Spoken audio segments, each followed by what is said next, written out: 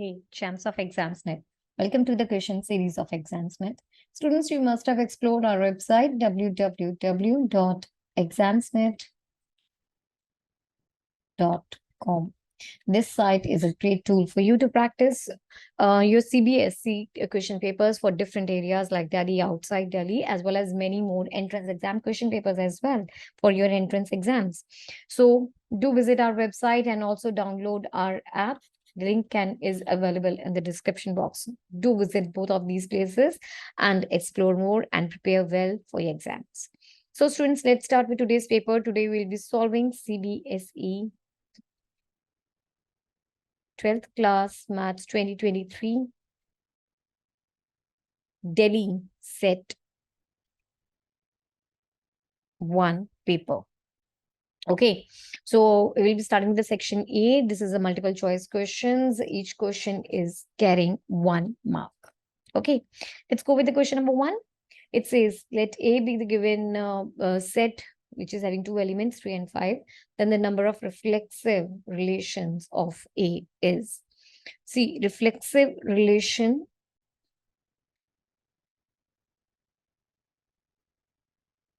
of A to A is given by the formula. See, this is 2 into n raised to power 2 minus n. This is equal to 2 into n is 2 in this case. So 2 raised to power 2 minus 2, which is equal to 2 raised to power 4 minus 2. That is 2 raised to power 2, or that is equal to 4. So here you have option B as the correct answer. Hope you understood. Next is second question, sine pi by 3 plus sine inverse 1 by 2. So first of all, let's solve sine inverse 1 by 2. If I say this is equal to theta, so sine theta is equal to 1 by 2, or sine theta. For what value of theta is, what value of sine theta gives you 1 by 2? It is sine pi by 6. That means theta is equal to pi by 6, or sine inverse 1 by 2 is nothing but pi by 6. So now this expression becomes sine of pi by 3, pi by 6.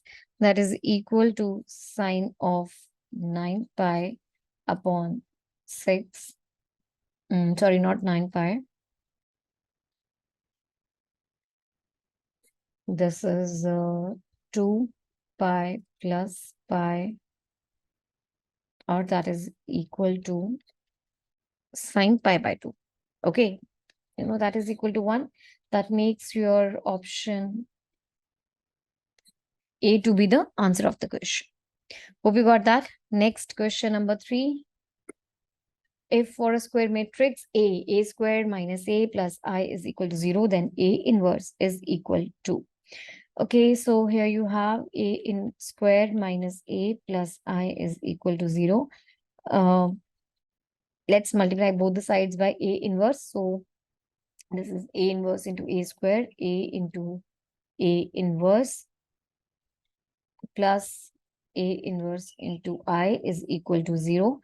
So this will be equal to A minus I plus A inverse is equal to 0, or A inverse will be equal to I minus A. That's it. You have option C as the answer. Hope you got that. Next is question number 4. If A is given by this, B is given by this matrix, and A is equal to B squared, then what is the value of X? Okay, very simple question actually. This is, you are given the values for A and B matrix. Let's solve B square first. So B square will be given by X 0, 1, 1.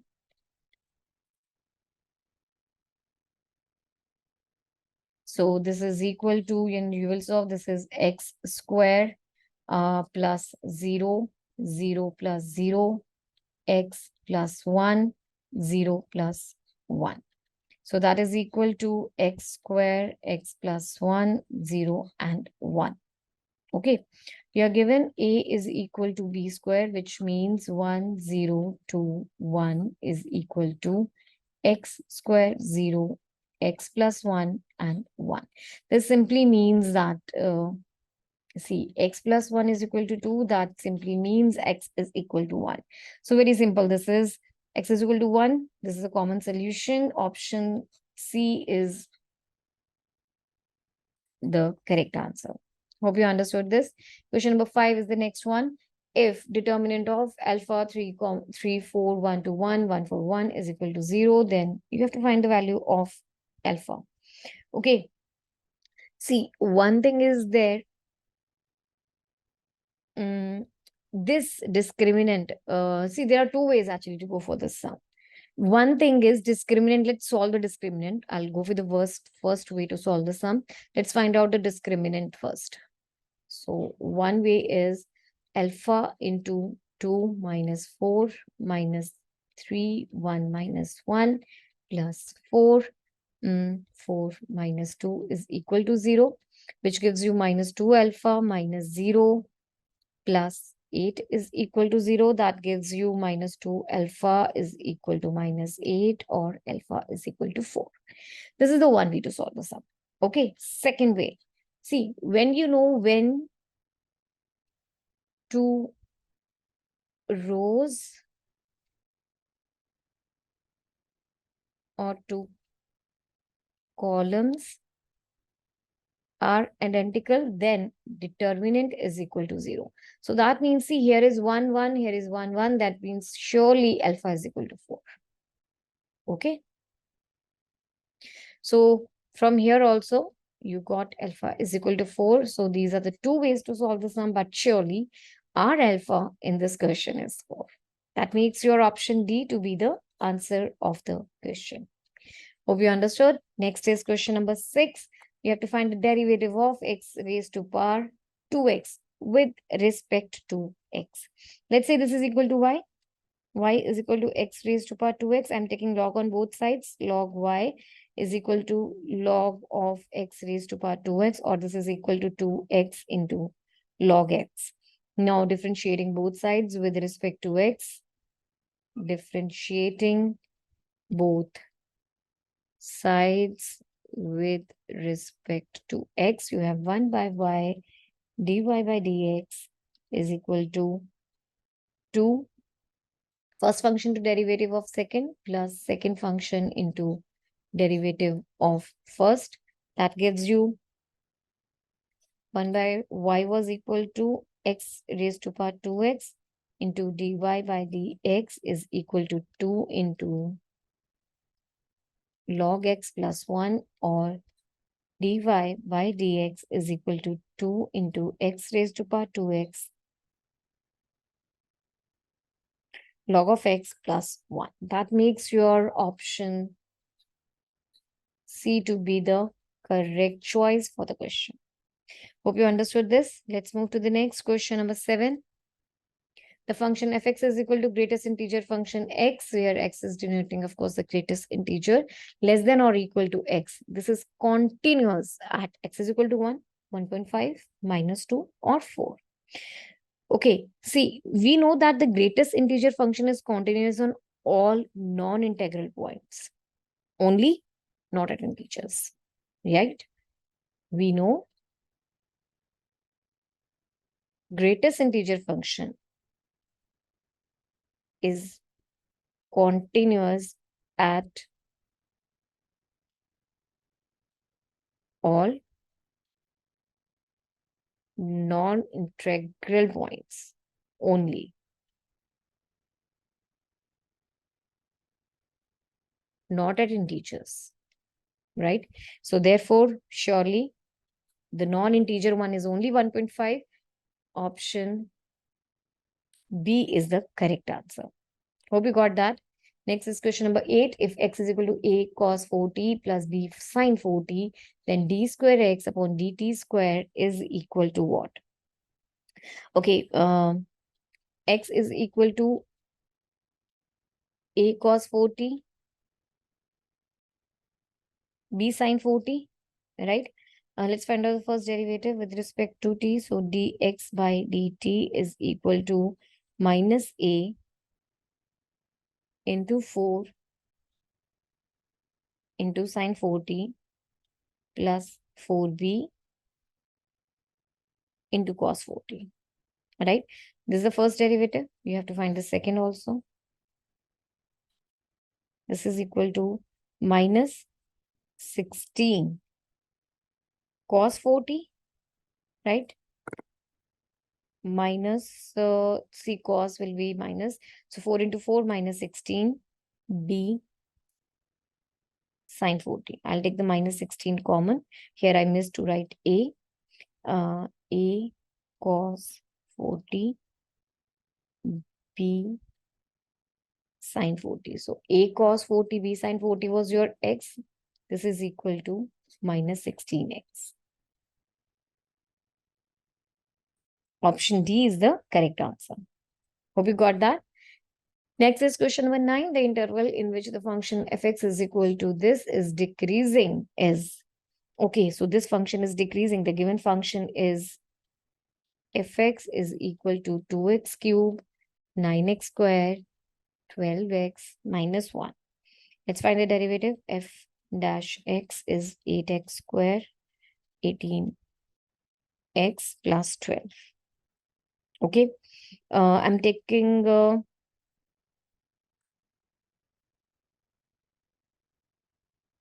sorry, this is 6. Yeah, I made a mistake here. This is a 6.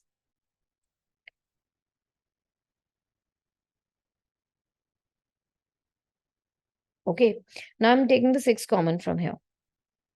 X square, 3x plus 2. Now for increasing or decreasing, this first derivative will be equal to 0 for either increasing or decreasing function.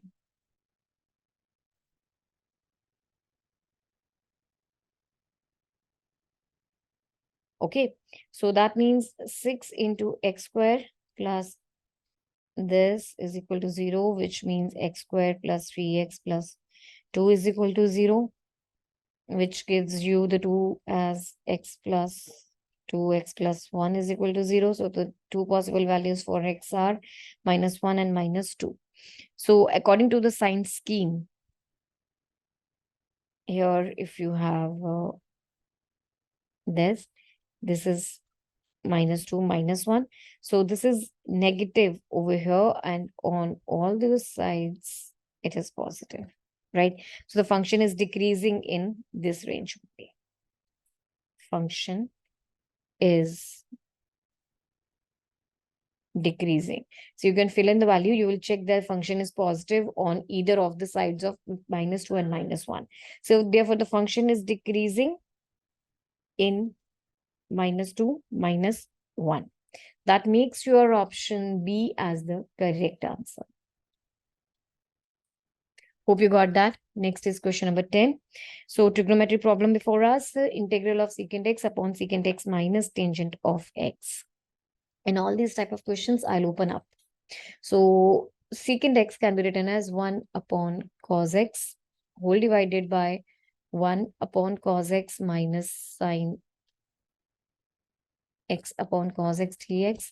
So this is equal to integral of 1 upon cos x upon 1 minus sin x upon cos x dx. This will cancel and you will have 1 upon 1 minus sin x dx. Hope you're clear till here. Now I'll multiply the numerator and the denominator by 1 plus sin x into 1 minus numerator and denominator by 1 plus sin x. Okay, so this will be equal to this minus this.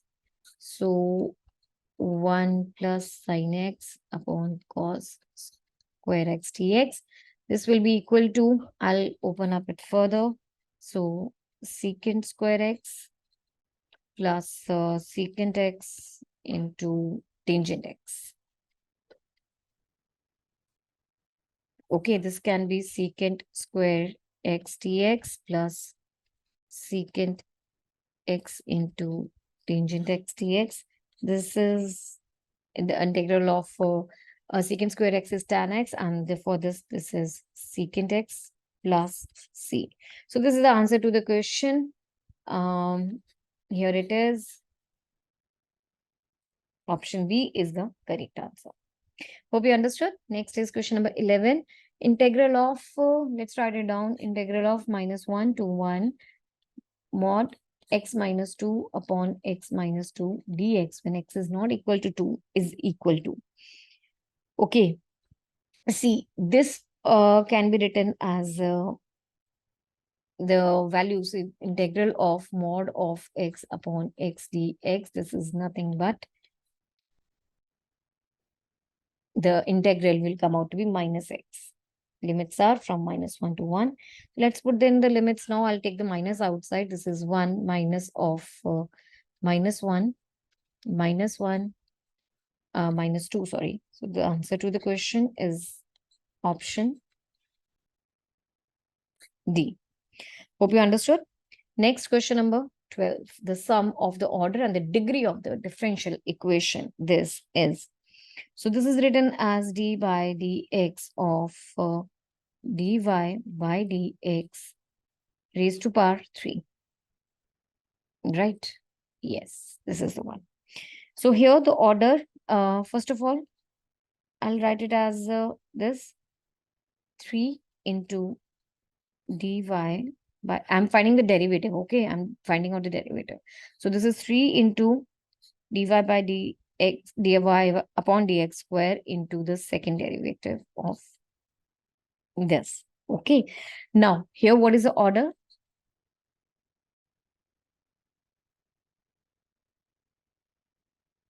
And what is the degree? It is 1. Okay. So the order is 2 and the degree is 1. This is the first degree. You have to find their sum. The sum is equal to 3, which makes you option B to be the correct answer. Hope you understood this. One thing I would like to clear in the question, why the order is 2, because it's a second derivative and the highest power of this is 1. So this is a degree 1 differential equation. Okay. Let's move to the next question number 13. Two vectors. Here's a vector problem. Two vectors are given by A is given by this, B is given by this. They are collinear. Okay. What is the condition if the two vectors are collinear? The condition if the two vectors are collinear is A1 upon B1 is equal to A2 upon B2 is equal to A3 upon B3. Simple as that. This is the only thing. If they are collinear, then this is the condition for them. That makes your option B to be the correct answer. Right? Hope you understood. Next is question number 14. The magnitude of this vector is equal to. So it's pretty easy to find out the magnitude of the vector. Magnitude is equal to root of 6 square minus 2 square, 3 square. That is, sorry, 6, 4, 9, or that is equal to 7. Option C is the correct answer. Next is question number 15. If a line makes the angle of 90 degree, 135, 45 with x, y, z axis respectively, then what are the direction ratios of that? So it's a pretty easy one. See, direction ratios are given by L is equal to cos alpha, M cos beta, N is equal to cos gamma. So here it was cos of 90 degree, which is 0. This is equal to cos of 135 degree. That is equal to cos 135. Okay, I'll write cos 135 as 1. This. So this is equal to cos of minus cos of 45, which is equal to minus 1 upon root 2. Okay, I hope you got this. Next is cos gamma. Gamma was equal to 45. So this is equal to this. So the direction ratios are 0 minus 1 by root 2. This. That makes your option A to be the answer. Hope you understood this. Next is question number 16. The angle between the lines, this and this is. So these are the two lines, you have to find the angle between them. Let's go. So the first line is 2x is equal to 3y is equal to minus z. The second one is 6x is equal to minus y is equal to minus 4z. Okay. So here I can write down x upon 1 by 2 is equal to y upon 1 by 3 is equal to z upon minus 1. Here I can write down z upon 1 by 6 is equal to y upon minus 1 is equal to z upon minus 1 by 4. Now, direction cosines of both lines are 1 by 2, 1 by 3, minus 1, 1 by 6, minus 1, minus 1 by 4 respectively. Okay. So here L1, M1, N1 is equal to 3, 2, minus 6, right? Using this.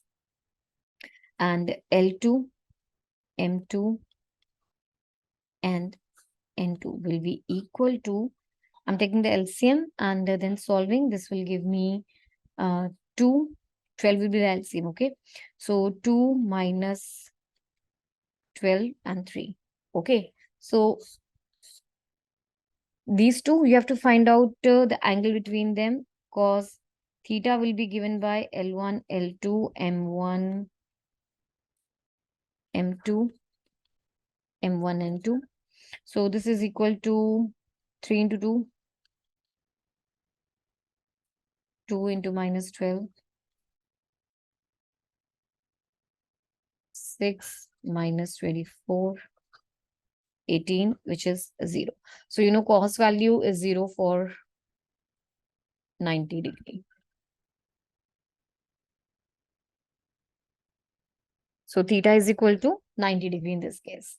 That makes your option D to be the correct answer. Hope you got that. Let's move to the next question, number 17. If for any two events A and B, PA is given by this, PA intersection B is given by this, then the probability B upon A is equal to what? Okay, you have PA is this, PA intersection B is this. You have to find out probability B upon A. The formula for the same is probability B intersection A divided by probability of A. So this is equal to 7 by 10 and this is equal to 4 by 5. That will give you 7 by 8. Option C is the correct answer. Hope you got that. Next is question number 18. 5 fair coins are tossed simultaneously. The probability of the events that at least one head comes up is given by. So 5 coins are tossed. Total cases will be given as 32, 2 raised to power 5, that's 32. So one of the case will be that all three are tails. Probability that at least one head comes up. So in this case, let's write it down. One of the case will be all three are tails. So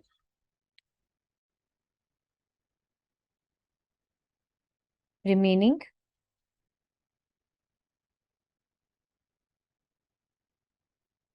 31 cases are valid.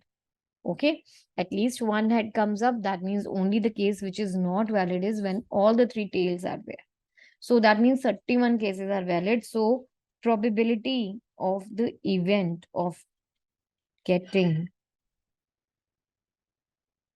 at least one head is 31 upon 32. Option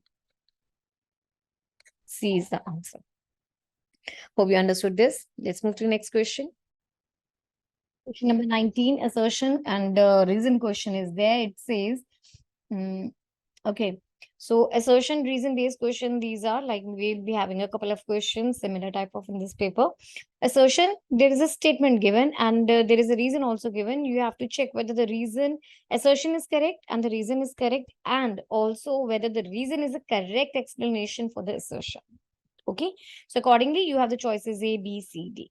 Let's go with the first one. Assertion says two coins are tossed simultaneously. Probability of getting two heads, if it is known at least one head comes up, is given by 1 by 3. Reason is let E and F be the two events with the random experiment. Then the probability F upon E is equal to probability E intersection F divided by probability of E. Okay. Fine. So two coins are tossed. What are the probable outcomes? Or you can say the sample space in this case is 4. Head may come, head tail may come, tail head, or tail may come. Right? So see, if I say E is the event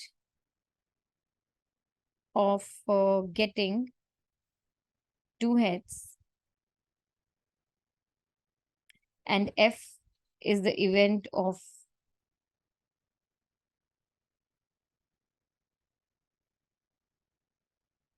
getting at least one head, then over here, probability of getting two heads, see, this is 1 by 4. So probability of event A to happen is equal to 1 by 4. And the probability of event F to happen at least one head, this is 1, 2, 3. So this is equal to 3 by 4, right? Probability E intersection F is equal to 1 by 4, of course. Correct? Now, probability E upon F is equal to, right? If I say this, so this is equal to 1 by 4 divided by 3 by 4, which is 1 by 3 itself. See, over here, it is 1 by 3. That means we are absolutely correct. Both assertion and reason are the correct ones. And reason is the correct explanation of this assertion. Option A is the correct answer. Hope you got that. Next is question number 20. Assertion, reason again. So now integral problem is there before us. Assertion says this and the reason says that limit b a to b fx dx is equal to limit a to b. So a plus b minus x dx, right? The limits are added and x is subtracted from that. Okay, so let's see. Let's go with the first of all. I'll say this I is equal to integral 2 to 8 root of 10 minus x divided by root of x plus root of 10 minus x dx. Now, using property of definite integrals, using property of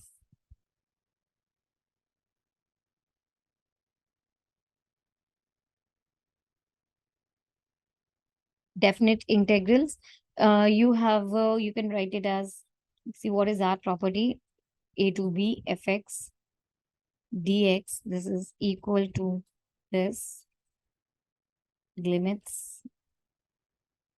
So I can be written as 2 to 8 root of 8 plus 2 minus x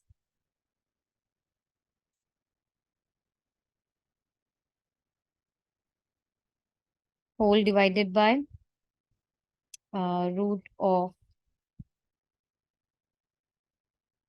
sorry, here was 10 also added. Okay.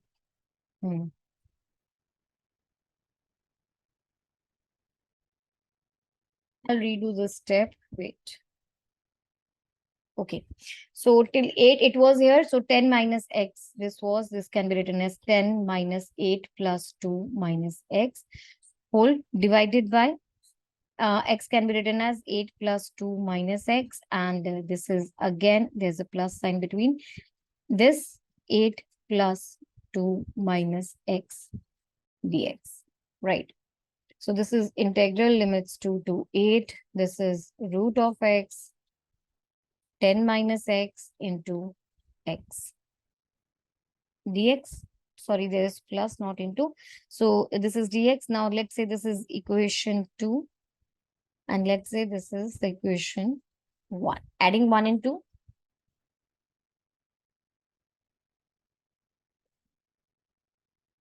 So after adding 1 and 2, this is also equal to I. You have 2I is equal to limits 2 to 8, 10 minus x plus root of x whole divided by this. I'll do it separately. Wait.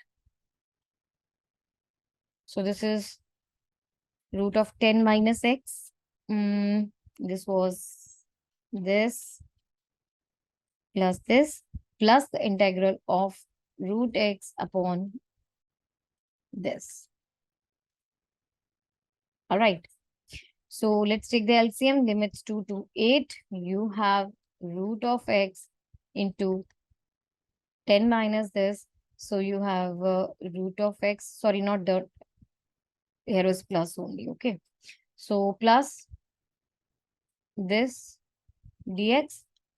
Of course, the numerator and the denominator will get cancelled, and you will have here 2x1 into dx, which is equal to x 8 to 8 minus 2 is equal to 6.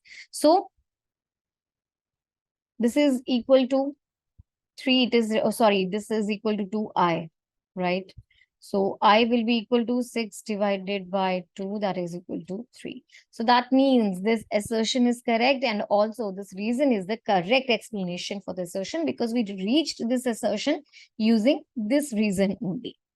Okay, so that means we have option A, both A and R are true, and R is a correct explanation. See, we use a definite integrals problem over here. This is the same one.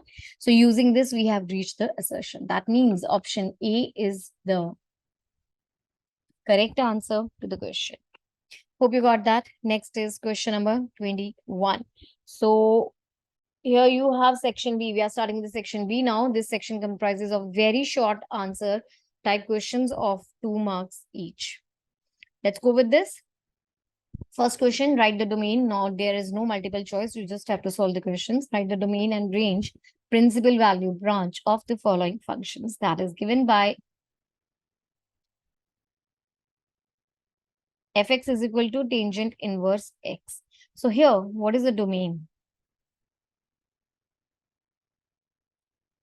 Minus infinity to infinity. So if I'm putting that minus infinity to infinity over here, see for this tangent inverse minus infinity and tangent of infinity, this will be nothing but the range in this case will be this. For this is minus pi by 2, and for this is pi by 2.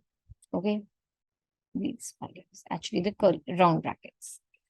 Fine. So that's it. This is the range for this function. You have to find the domain. So this is the domain and range for the function and the answers. Hope you understood. Next is question number 22. If fx is given by x squared when x is greater than or equal to 1, x when x is less than 1, then show that f is not differentiable at x is equal to 1. Or you have to find the value of lambda if the function fx is equal to this. If x is not equal to 0, is continuous. So these are the two questions. I'll talk about the first one, then we will go with the second one. Okay. So this is the first question, and the part 2, like there's a choice. You can go for any of these, right? Let's go. Let's say this is A and B. So let's go on solving the A part first. It says fx is equal to x squared if this and this, correct?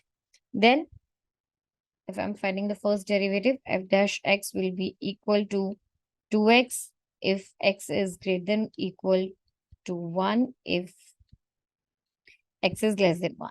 Now, left-hand derivative, see, left-hand derivative will be, see, this is x is equal to 1. So towards here, the value is taken as 1, and towards the right side, it's taken as 2x. So left-hand derivative of fx is equal to 1, and the right-hand derivative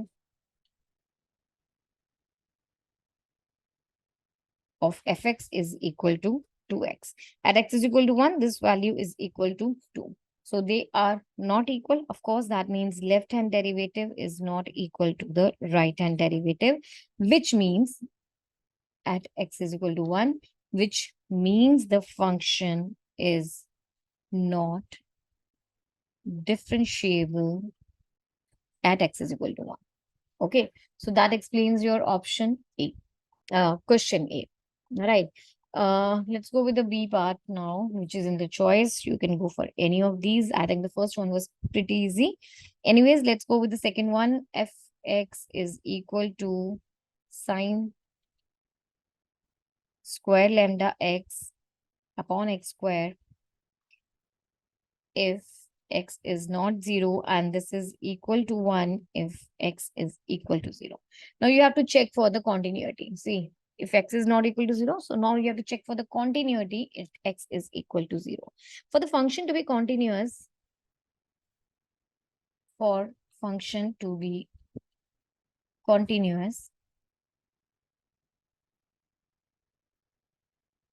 at x is equal to 0, limit x approaching 0 minus fx should be equal to limit x approaching 0 plus fx should be equal to f of 0. I'll pick up the first one, limit x approaching 0 minus sine fx is equal to, okay, fine.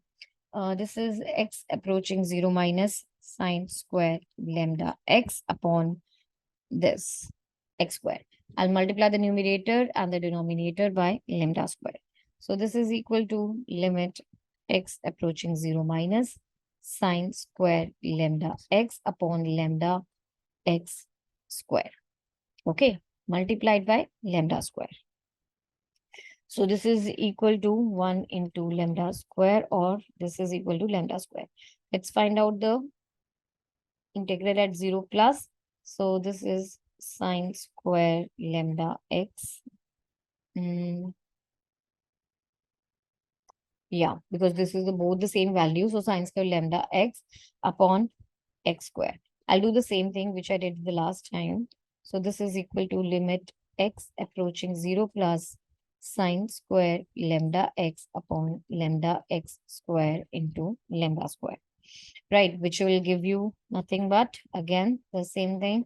This will be 1 into lambda square or lambda square. Now, you are given that f of 0 is equal to 1. See over here, it's given if x is equal to 0, the value is 1. Correct? Now, since it's told fx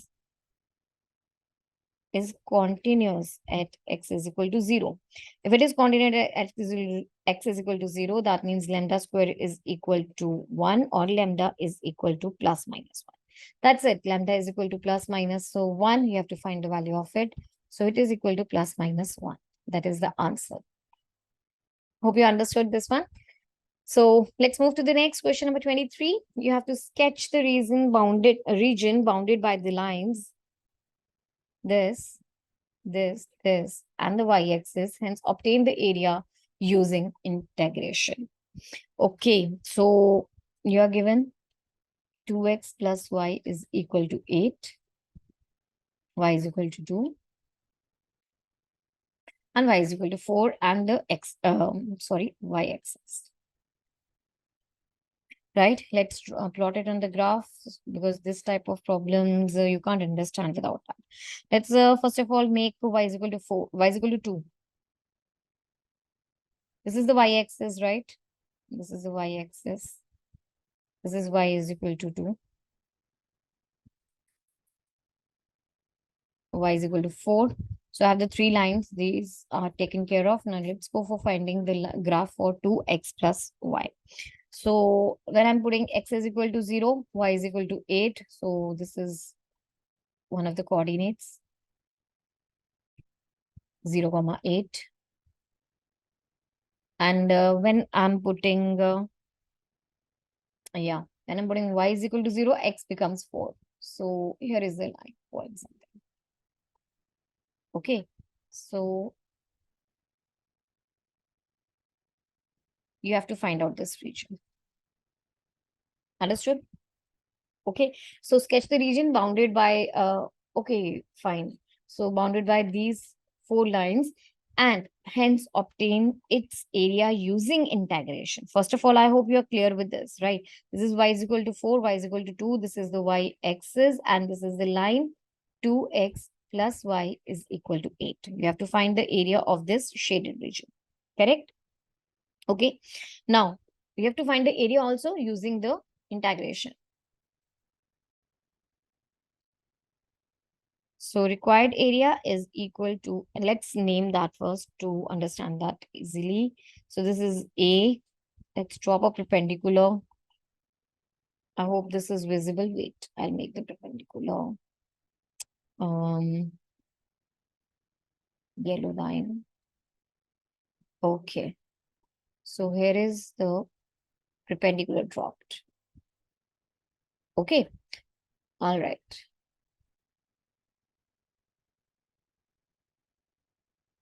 This is the one. Now let's name this. So this is A. Let's say this is B. This is C over here, and D and E. You have to find out actually this much area. Okay, let's go.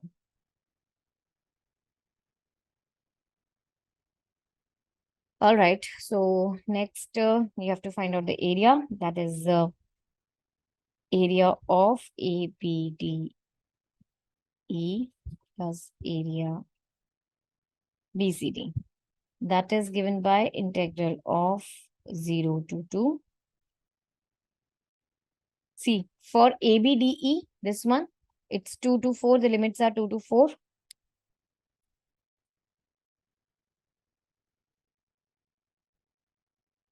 Sorry, 0 to 2, because I'm starting from here and I'm going till here. This is 0.2.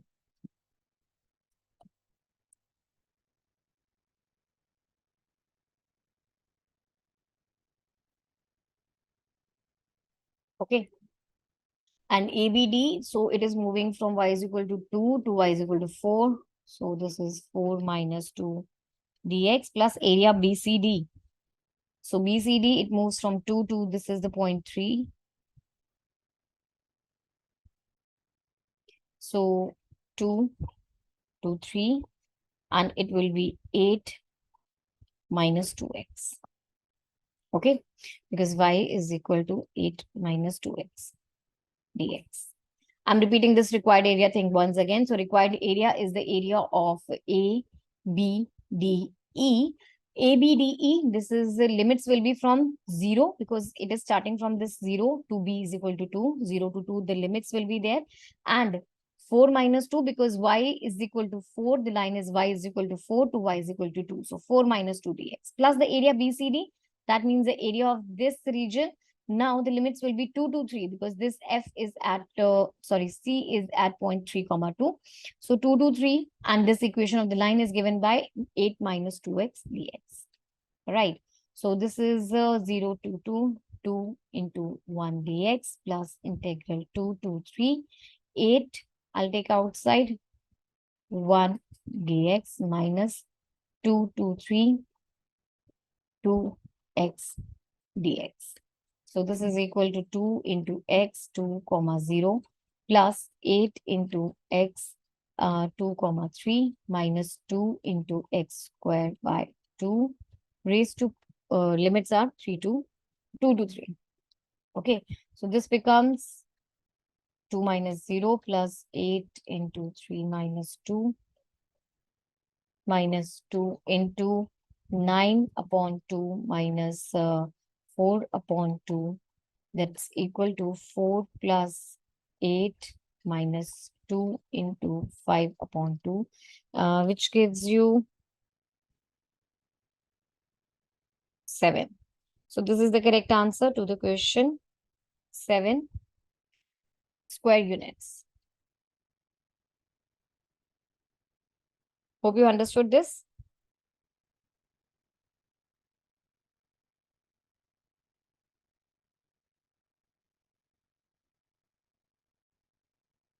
Question number 23, sketch the region bounded by the lines 2x plus y is equal to 8 and y is equal to 2, y is equal to 4 and the y-axis.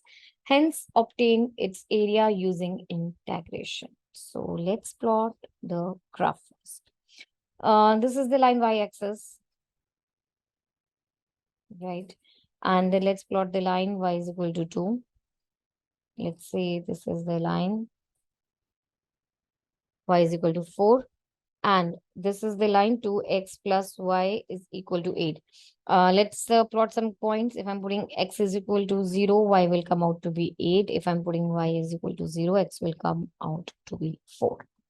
So let's say this is somewhat like this. Okay, this is the point 4, 0, and this one is the point 0, 8. Okay, now you have to find out, according to the question, you have to find out this region. All right. Hope you understood this. Okay. Now I'll do one thing. I will first of all drop a perpendicular. Okay. I'm not so perfect in drawing, but this is the perpendicular you have to drop. This is A, B, C, D, and E point. Correct. So what are the coordinates of B? This will be, if you will find the point of intersection, you will find out the B will have the X coordinate as 2 and the Y coordinate as 2. And over here, the C will have the X coordinate as 3 and the Y coordinate as 2. If you will find the point of intersection of these two lines and this line. Okay. So now, fine. This is first of all the shaded region for which the area, just a minute. You have to find this area plus this area. All right. So we have sketched the region bounded by these lines. Now let's find out the area. So required area is equal to integral of 0 to 2, because here you are moving from A to B. A is at 0, 2 and 0 to 2 you are moving. And here is from y is equal to 4 to y is equal to 2. So this is 4 minus 2 dx plus integral of 2 to 3. Now the line is, this line was 2x plus y is equal to 8, or y is equal to 8 minus 2x. So 8 minus 2x, but I have to exclude this area also. So this will be minus 2 again. Okay. Dx. So this will be integral 2 to 0 to 2, 2 into dx plus 2 to 3, 6 minus 2x dx. When you will find the integral, this will be x 0 to 2 plus 6x minus 2x square upon 2, limits 2 to 3. So this is equal to 2 into 2 minus 0 plus 6. This will cancel. So this is got to be 18 minus 9 minus 12 plus 4.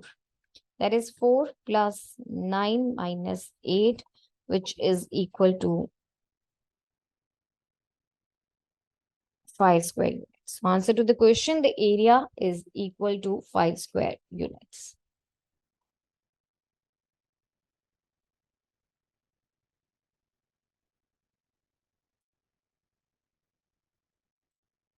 Hope you understood this. Let's move to the next question then. Question number 24. Again, you have a choice in this question. If the vectors A and B are such that the modulus of A vector, magnitude of A vector is equal to 3 and B vector is 2 by 3, then the cross product of both the vectors is a unit vector. Then find the angle between A and B. Or you have a choice again in this question. We'll talk about this question later. First of all, let's try to solve the first one. So A part says you have the magnitude of A vector as 3 and B vector magnitude is equal to 2 by 3. Cross product of both the vectors is equal to a unit vector. That means this is the magnitude of this is equal to 1. Right? Now this is equal to magnitude of A vector multiply magnitude of B vector multiplied by the sine of angle between them. That's equal to 1. This is equal to 3 into 2 by 3 into sine theta is equal to 1, which gives you sine theta is equal to 1 by 2. You know, this is the value for pi by 6. That means theta is equal to pi by 6. That's it. You have to find the angle between them. So it came out to be, the angle came out to be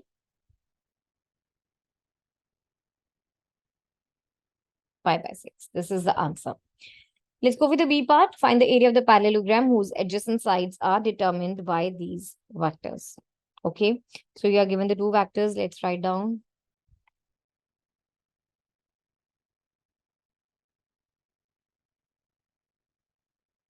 The two factors were, let's note, A was given as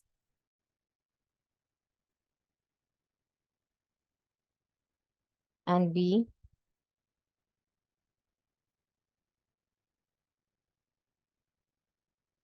Okay. Now area of the parallelogram, you know, it is area of parallelogram is given by the magnitude of the cross product of these two vectors. Let's find out the cross product first. So I, J, and K. Here you have 1, minus 1, 3, 2, minus 7, and 1. So this is equal to I cap minus 1 plus 21, J cap 1 minus 6, K cap minus 7 plus 2, which gives you the cross product of both of these vectors is equal to 20I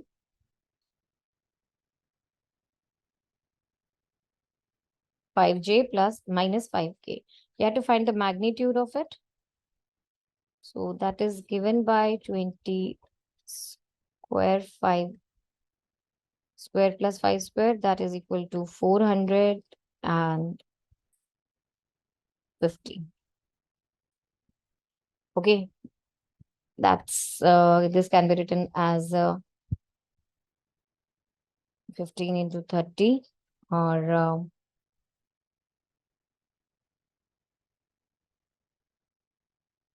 that is 15 root 2 square units. So this is the answer to the question. Area of the parallelogram is 15 root 2 square units. Hope you got that. Let's move to the next question, number 25 of the question of the section B. This is the last question for section B. Find the vector and the Cartesian equations of the line which passes through this point and parallel to the line this. Okay. So first of all, let's say, according to the question, x minus 1 upon a is equal to y minus 2 upon b is equal to z plus 1 upon c be the equation which is passing through this point.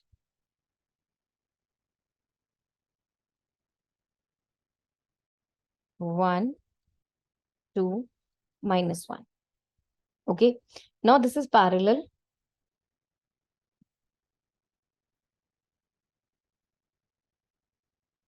5x minus 25 is equal to 14 minus 7y is equal to 35z. Or you can write this equation as x minus 5 from here. Okay, not from here, sorry. X minus 5 upon 1 by 5. Y minus 2 upon this. Yeah. I'm dividing this by 5 and this by 7. And this is equal to z upon 1 upon 35. I hope you understood this. So I have divided 5 over here, like 7. And over here, I've taken the 35 downwards. Okay.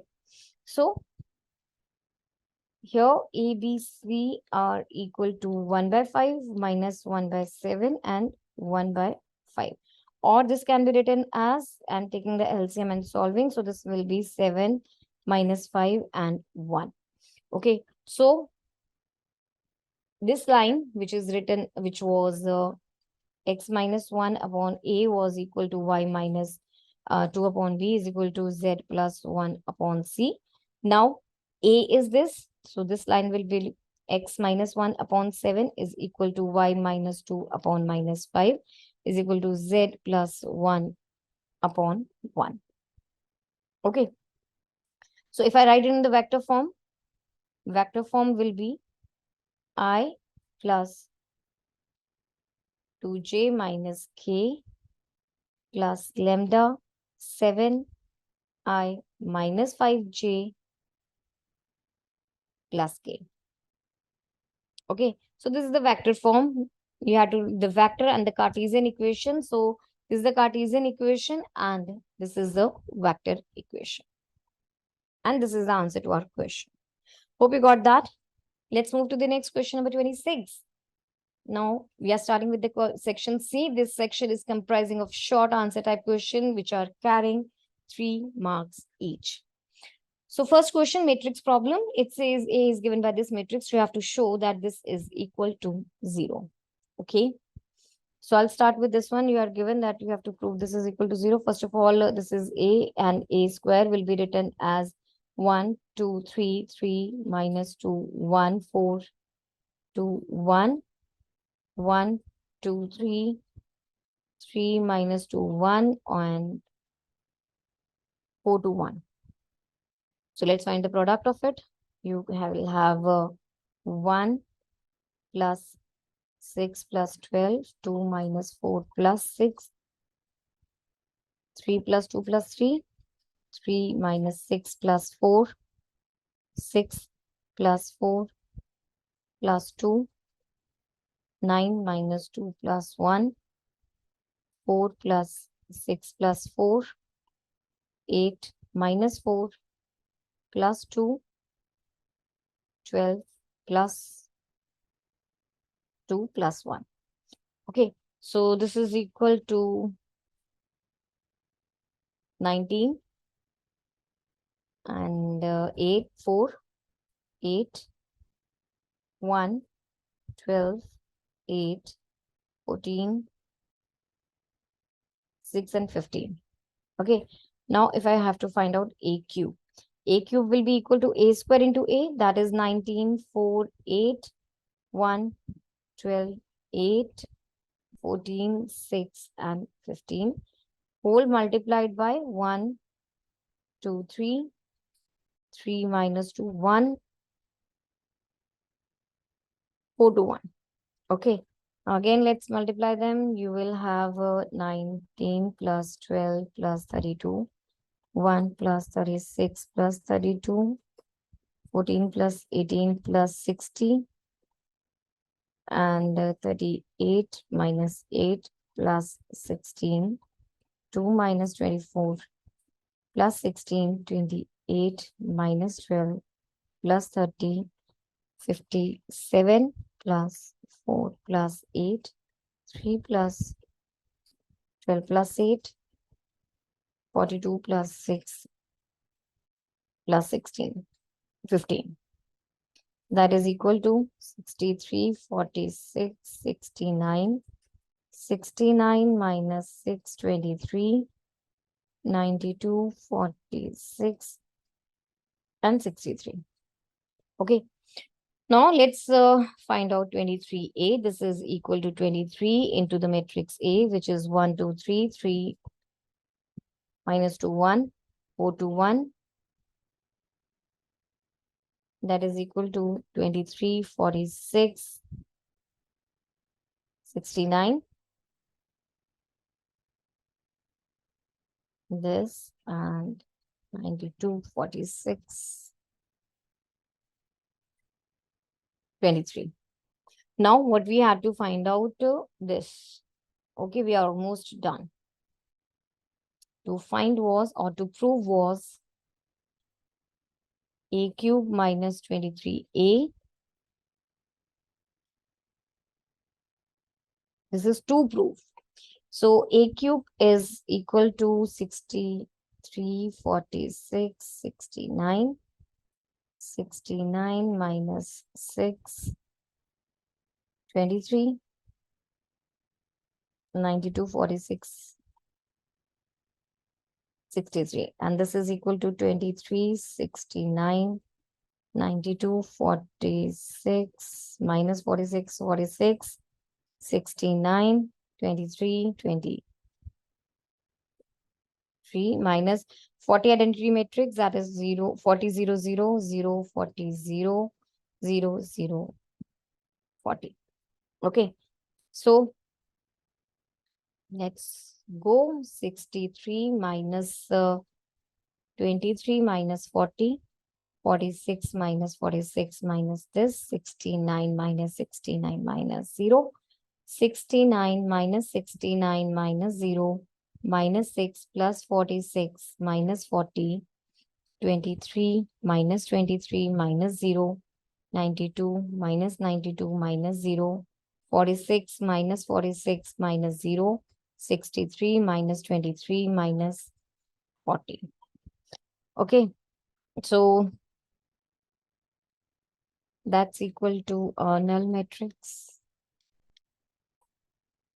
This is what we had to prove. So hence proved. Hope you understood this. Let's move to the next question number 27. So, okay, again a choice. You have differentiate secant inverse 1 upon root of 1 minus x squared with respect to this. What I'll do in this question is I'll differentiate both of them separately and divide it. Okay. And we'll talk about the B part later. Let's start with the A part first. So A part says you this, let's say u is equal to secant inverse this. So, and okay, let's say x is equal to sine theta.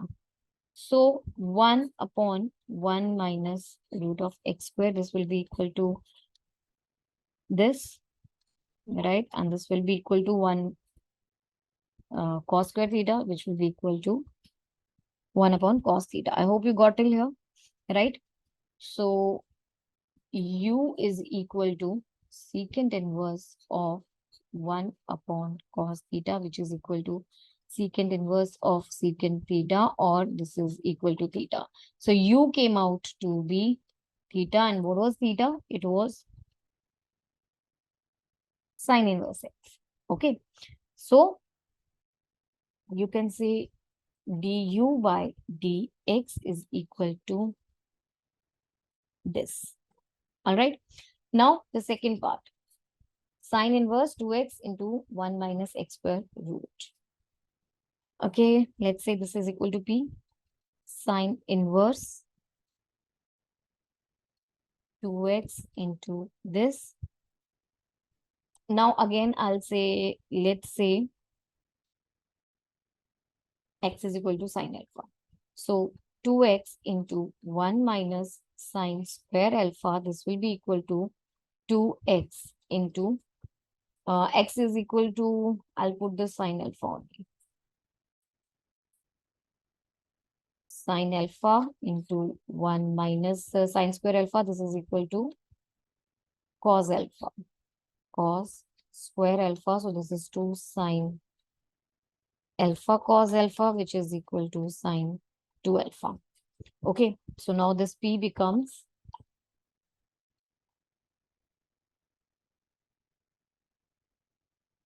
this is equal to 2 alpha. What is alpha? Sine inverse x. So dp upon dx is equal to 2 into 1 upon root of 1 minus x square. Okay, so we got both the values. Let's say this is 1 and this is 2. You have to find out, according to the question, what you had to find out? It was du upon dp, right? So this will be given by du upon dx upon dp upon dx. What is du upon dx? It is this.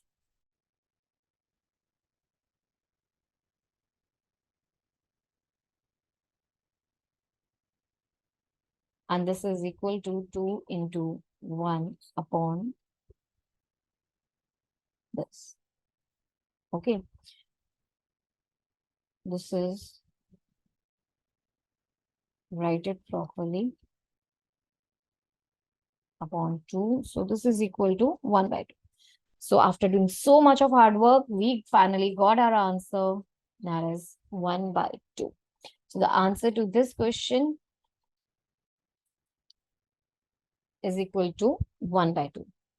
Hope you understood this, right? So let's move the optional question of this question. B part, I'll have to raise the whole question. If you want to see it again, you can rewind the video.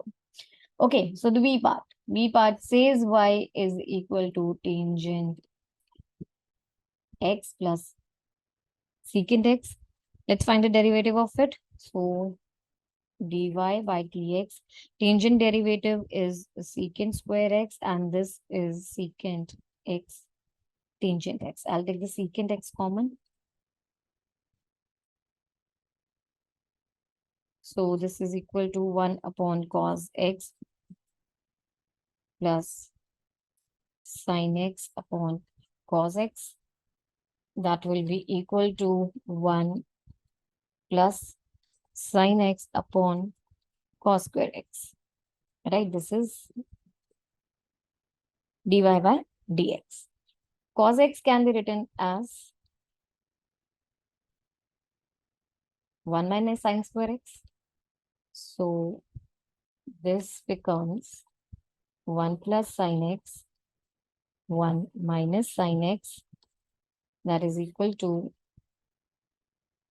1 upon 1 minus sin x. This is dy by dx. Now let's find the second derivative.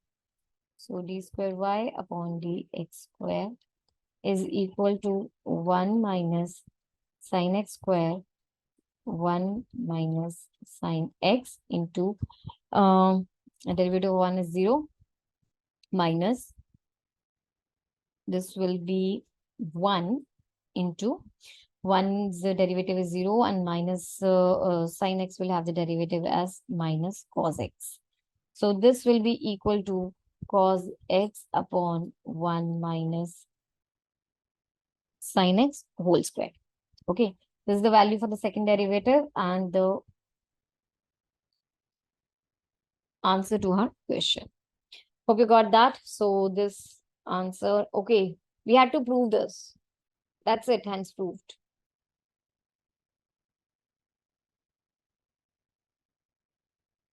Hope you got that. Next is 28th question. Again, you are given a choice in the question. So very easy one. You can check out which one you find easier. Okay, A part says you have to find the integral of this function. It is 0. I'm solving the A part.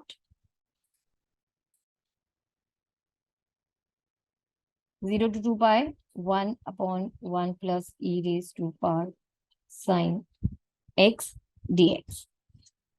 Okay, now this, let's say this is equal to I. This can be written as 0 to 2 pi dx 1 plus e raised to power. Now x can be written as 2 pi minus x. All right, 2 pi plus 0 minus x actually dx. So this is equal to e raised to power, sorry, integral of limits 0 to 2 pi dx upon 1 plus e raised to power sin x dx. Here, what I have used is property of definite integral.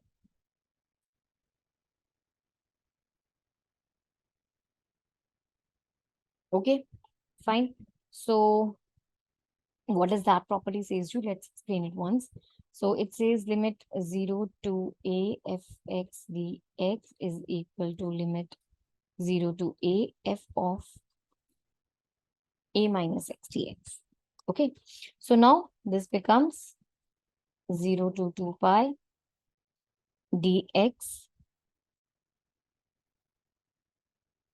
I'll do one thing. This can be written as 1 upon e raised to power sin x, which is equal to 0 to 2 pi e raised to power sin x upon 1 plus e raised to power sin x dx. Okay, let's say this is equation 2 and This is equation 1. Adding 1 and 2.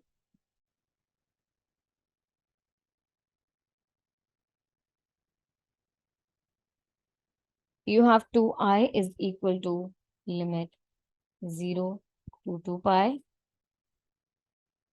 That was equal to 1 upon 1 plus e raised to power sin x plus e raised to power sin x upon this. Okay, so let's find the LCM.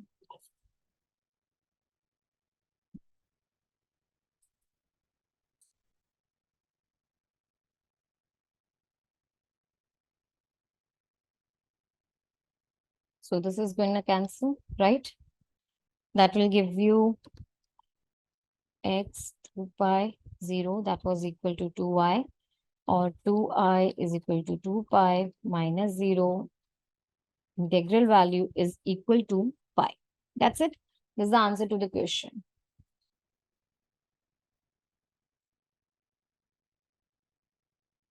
Pi is the answer. Hope you got that.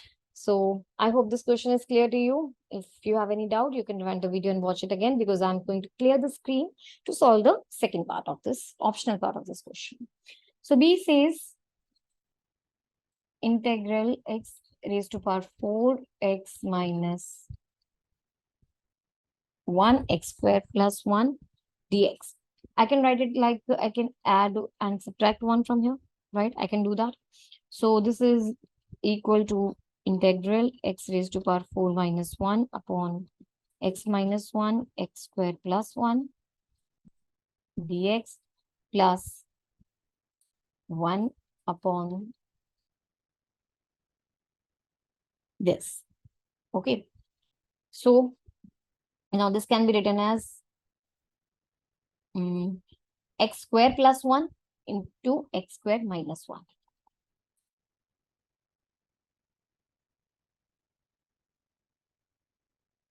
Right?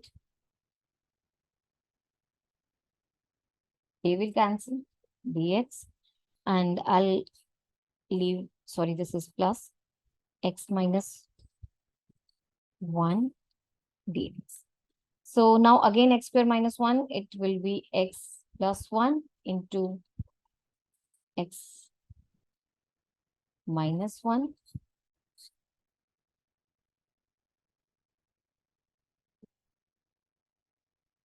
Okay. So this will cancel again, and if I have to find out integral of x plus 1 dx plus integral of x minus 1 x square plus 1 dx. This is equal to x square plus 2 plus x plus. Now let's find out the integral. I'm going to solve the second, this part now. So this is 1 by 2 integral of x minus 1 minus x plus 1 x square plus 1 dx. So here I have used partial factorization. Okay, here I'm going to use that now. So x square by 2 plus x plus 1 by 2 integral of 1 upon x minus 1 minus x square upon this minus dx upon 1 plus x square.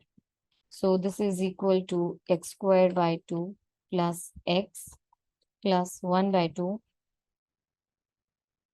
log of x minus 1 minus 1 by 4 log of x square plus 1, 1 by 2. This is tangent inverse x plus c. So this is the answer to the question. B part is having this answer. Hope you got that and it's clearly understood. So let's move to the next question, number 29. Students, before solving this question, here's a quick reminder to visit our website www.examsnet.com. There you will find similar type of multiple question papers, CBSE as well as entrance exams. You can explore them and prepare better for your future exams. You can also download our app. The link is available in the description box. So do visit our app and the website for a better preparation. So now let's start with question number 29. You have to find the area of the following region using the integration. Okay. So x y such that this and this. Okay, you have y square is less than equal to 2x and y is greater than x minus 4. So here is, if I say this y square is equal to 2x and y minus x plus 4 is equal to 0, this can be written as x minus y is equal to 4. Let's say this as equation 1 and this one as equation 2. Let's put this as in equation 1. From here, you have x as y plus 4. So now this equation 1 will become y square is equal to 2 into y plus 4, y square minus 2y minus 8 is equal to 0. So the two factors will be minus 4y plus 2y minus 8 is equal to 0, y minus 4. So the two factors are this. Here y is either 4 or minus 2. So now according to this, let's try and plot the graph. We have the equations. Let's try and plot the graph for this. So this is the axis.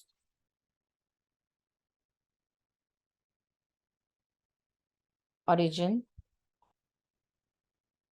Right. This is the point y is equal to 4. So, and this is the point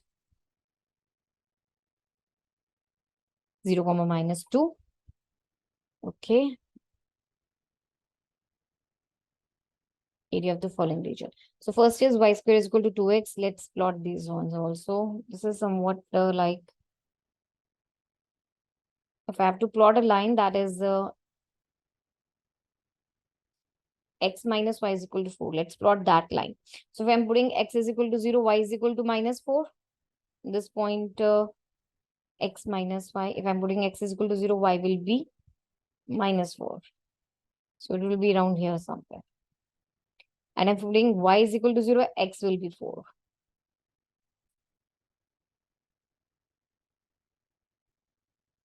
So this point is got to be here somewhere. Okay. Somewhat this line will look like this. All right. Now,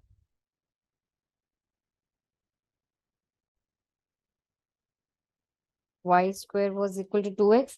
So when I'm putting x is equal to 1, y will be equal to root 2. Okay. So this will look something like this. This equation is going to look something like this. Okay. Basically, what you have to find out in the question is this region, this area. To find is this area. Okay. Now you have to find out this area using integration. Let's go for this. So when y is equal to 4, x using this equation, I'm using this equation, x is equal to 4 plus 4, that is equal to 8. And when y is equal to minus 2, x is equal to 4 minus 2, which is equal to 2. Therefore, the required area is equal to integral of minus 2 to 4 y plus 4 dx minus integral of minus 2 to 4. See, you had y square is equal to 2x. So x is equal to, sorry, here is dy. So x is equal to y square by 2. Okay.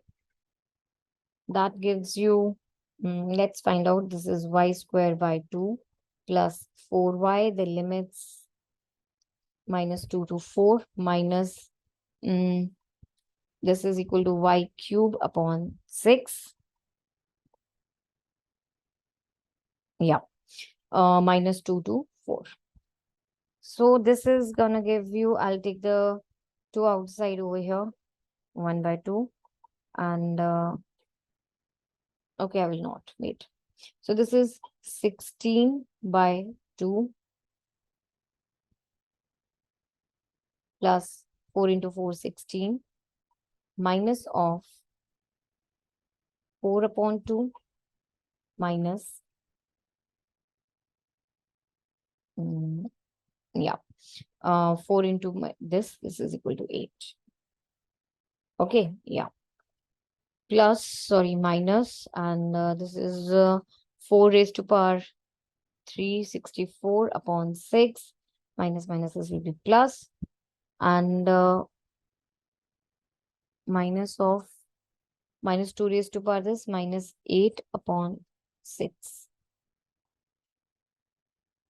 So this is equal to 8 plus 6 minus minus plus 6 minus, this is equal to 32 upon 3 plus 4 upon 3, which is going to give you 20 minus 36 upon 3, that is 12. So 8 is the correct answer. Sorry, there was 16 and it's supposed to be 16 over here. So that makes it a 30. And the answer is 18 square units. Hope you got that. So the answer to this question is 18 square units. Hope you understood this. Let's move to the question number 30 then. So you have to, again, a choice is given to you in this question. Question number 30, find the coordinates of the foot of the perpendicular drawn from this point to this line. Okay, so this is the point P. Find the coordinate of the foot of the perpendicular which are drawn from the point, let's say this is the point P0 to 3 to this line, this given line. Okay. So let's say this is the point Q. Given line PQ will be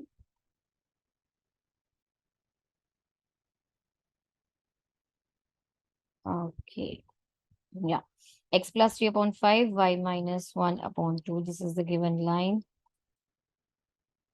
upon 3, right? Question number 30. Find the coordinates of the foot of the perpendicular drawn from this point to the line x plus 3 upon 5 is equal to y minus 1 upon 2 is equal to z plus 4 upon 3. Okay. So let's say this is the point P and the perpendicular is dropped on the line. This is the line AB. All right, this is the line. And let's say this is the M. Okay, fine. So over here, the equation of AB is x plus 3 upon 5, y minus 1 upon 2, z plus 4 upon 3. Any point on this line will be written as on this line will be x plus 3 upon 5, y minus 1 upon 2, z plus 4 upon 3 is equal to some lambda. So here x will be equal to 5 lambda minus 3, y is equal to 2 lambda plus 1, z is equal to 3 lambda minus 4. So what will be the coordinates of M? M coordinates 5 lambda minus 3, 2 lambda plus 1, 3 lambda minus 4. These are the coordinates of the point M. Direction ratios of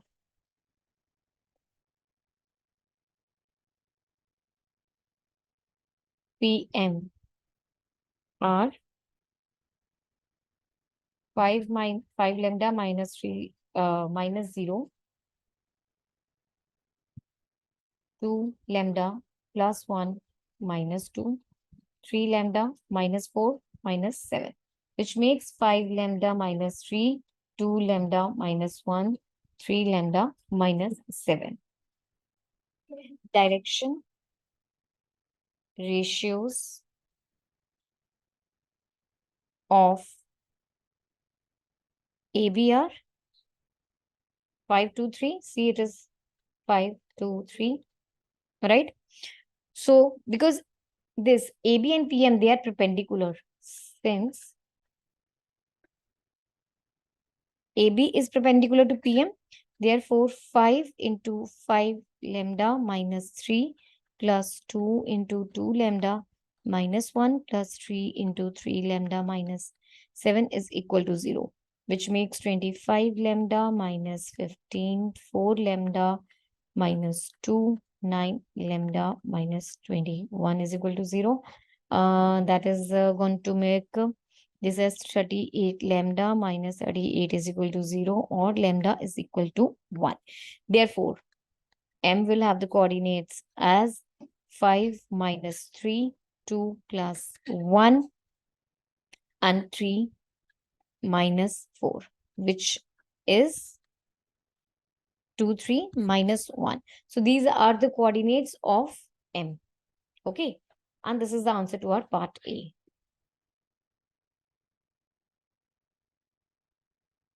Hope you understood this. Let's move to the B part of the same question. So let's do the B part now. I'm going to erase the screen now. So B part, let's start with it. Three vectors A, B, C, they satisfy this equation. Evaluate mu is equal to this plus this plus this if magnitude of A, B, C are given to you. Okay. So this is actually an easy question. See, one thing, A plus B plus C vector. This can be written as a magnitude of A vector square, magnitude of B vector square, C vector square magnitude plus 2 into dot product of sum of dot product of these vectors. Okay. So that is equal to, this is equal to 0. It's given. So 0 is equal to, that's 3 square plus 4 square plus 2 square plus 2 into, that's mu. Correct. This gives you 9 plus 16 plus 4, that is 29 plus 2 mu, or mu is equal to minus 29 upon 2. That's it. It was indeed a very easy question. So the answer to the question is minus 29 upon 2. Three factors satisfy this equation. You have to identify the value of mu. Okay. Let's move to the next question, number 31. We have to find the distance between these two lines. So these are the two lines. See, these lines are, if the two lines, they are parallel, then A1 upon A2 is equal to B1 upon B2 is equal to C1 upon C2. According to that, in this question, 2 upon 4 is equal to 3 upon 6 is equal to, in this question, according to this, this 2 upon 4 is equal to 3 upon 6 is equal to 6 upon 12. That is 1 by 2, 1 by 2, and 1 by 2, right?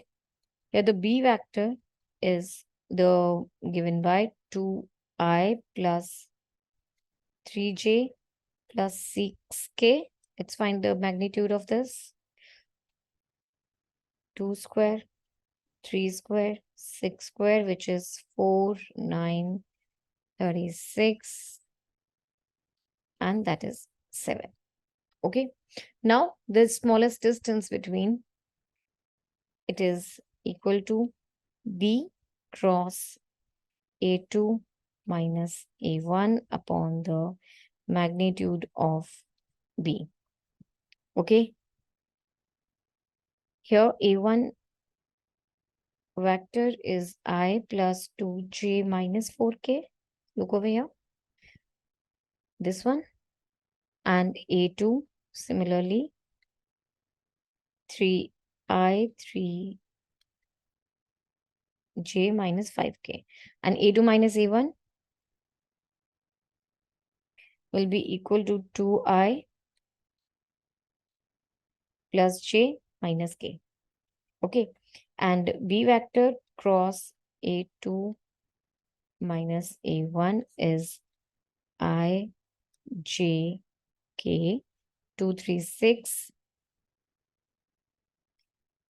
2 1 minus 1.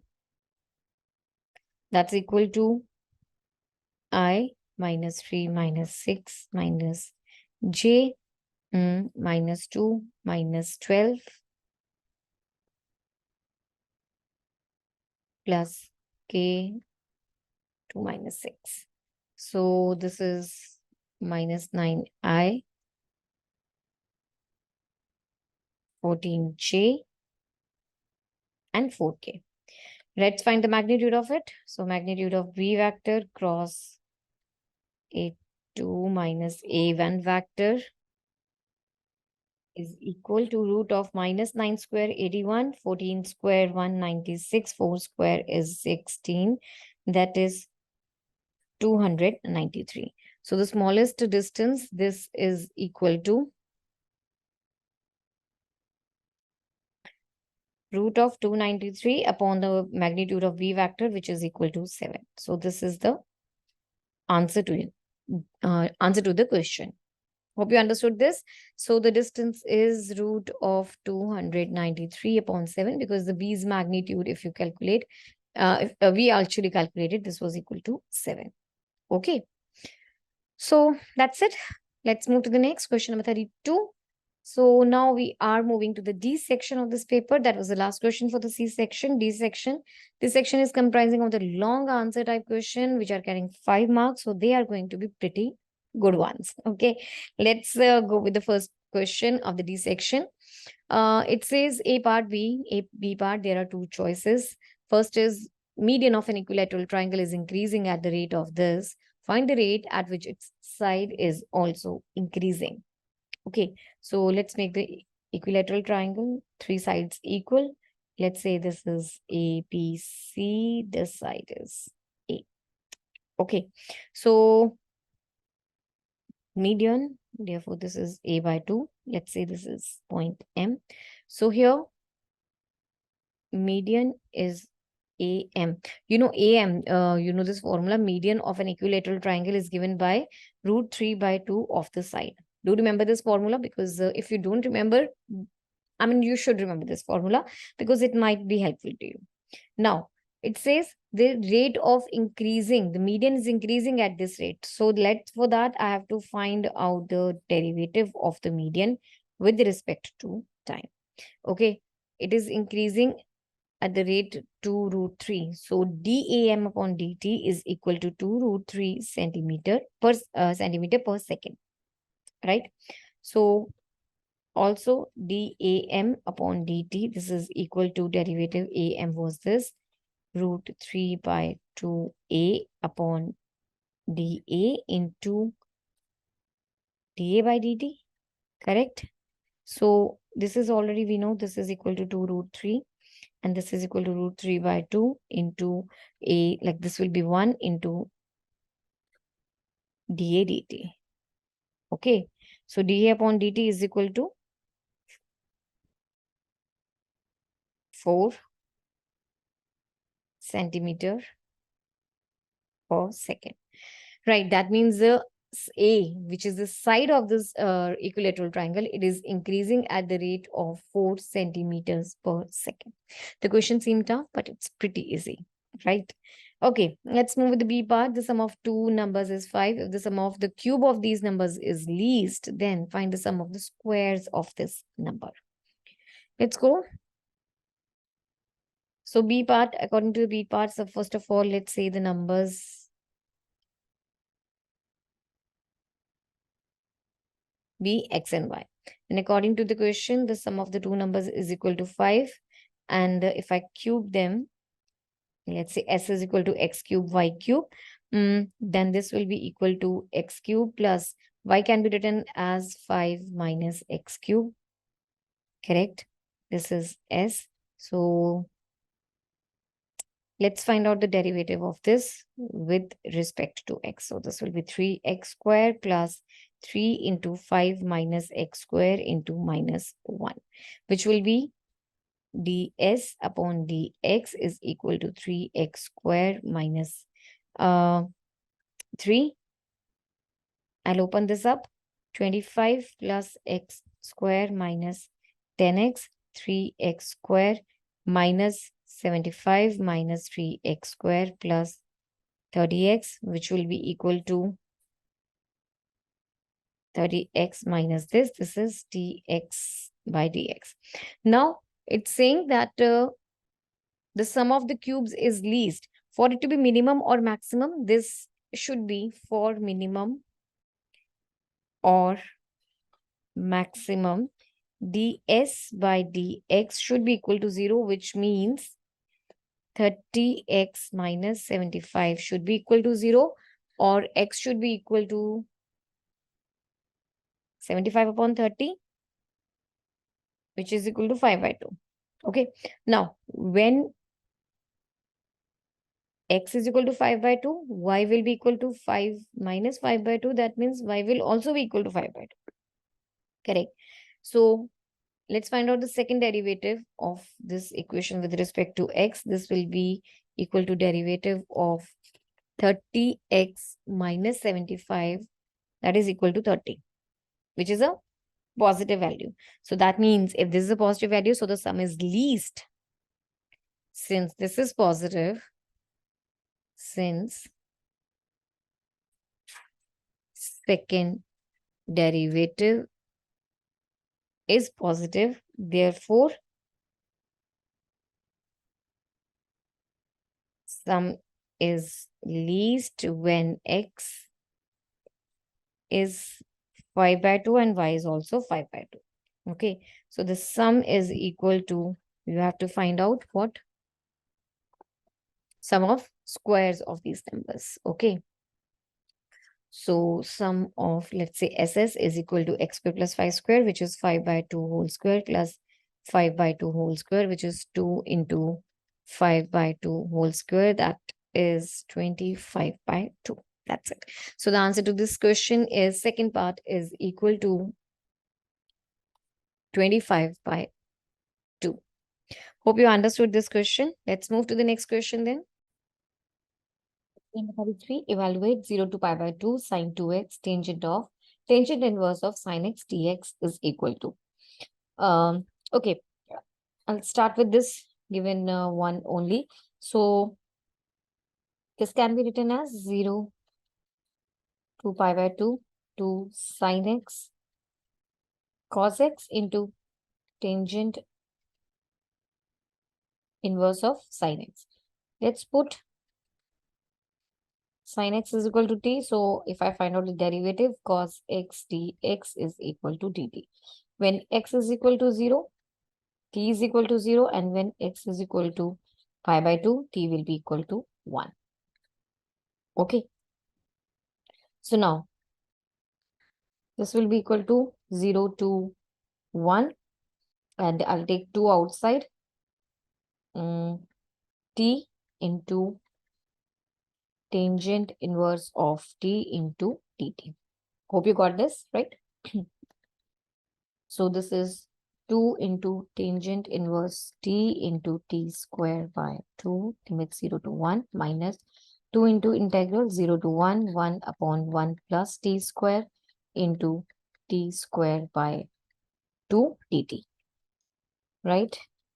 So this is equal to 2 will be outside, tangent inverse 1 into 1 by 2 minus tangent inverse 0 into 0. So I'll just leave it. Okay. Leave this one. Minus 2 into integral of, see, actually this 2 and 2 will cancel. So I'll leave this 2 as well. So here is t square. I'm adding and subtracting 1 upon 1 plus t square dt. Hope you're clear till here. So this will be equal to, this 2 and 2 will cancel. Tangent inverse 1 is equal to pi by 4 minus integral of 0 to 1. This will be 1 minus 1 upon 1 plus t square dt. Pi by 4 minus t minus tangent inverse of t 0 to 1. So this is equal to pi by 4 minus 1 minus tangent inverse 1 minus 0 minus plus tangent inverse 0. Pi by 4 minus 1 plus tangent inverse pi by 4. This is equal to pi by 4. Tangent inverse 1 is equal to pi by 4 only. 0 plus 0. This is 2 pi by 4 minus 1 or pi by 2 minus 1. So this is the answer to the question, pi by 2 minus 1. Hope you understood this. Next, question number 34. Solve the following linear programming problem graphically.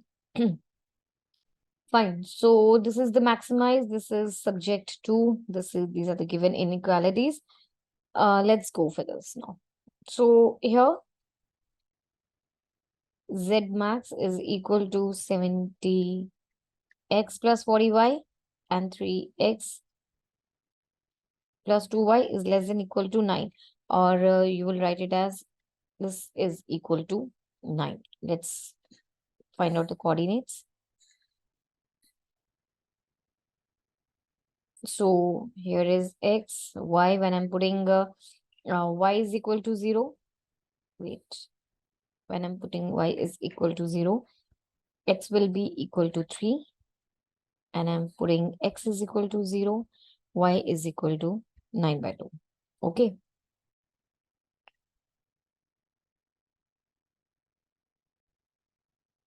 The second one is this 3x plus y is equal to 9.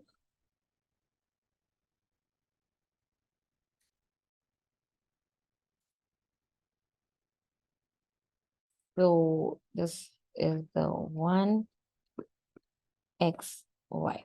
When I'm putting x is equal to 0, y will be equal to 9. And when I'm putting y is equal to 0, x will be equal to 3. Okay. Now we got the coordinates. Let's plot it on the graph. So here is the graph. This is the point. Not, let's make it here. So this is the point 3, 0. Okay, this is your origin, and 0, 9 by 2. So 0, 9 by 2, this is around here somewhere. 0, 9 by 2. Let's join them. Next, you have the line 3x plus y is equal to 9. Let's plot that as well.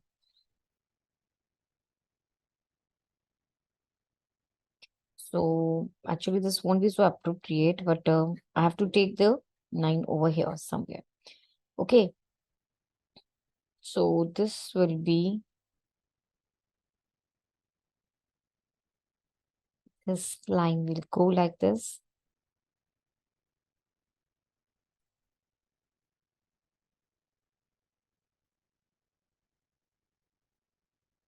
It will actually intersect. Okay. Okay. So this is the line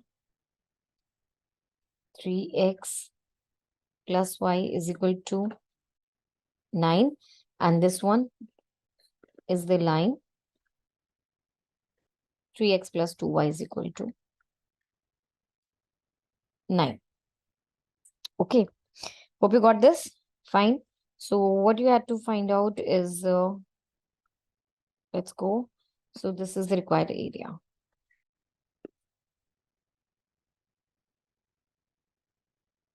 Okay. Now ZA is equal to 70 into 3 plus 40 into 0, which is equal to 220. And ZB is equal to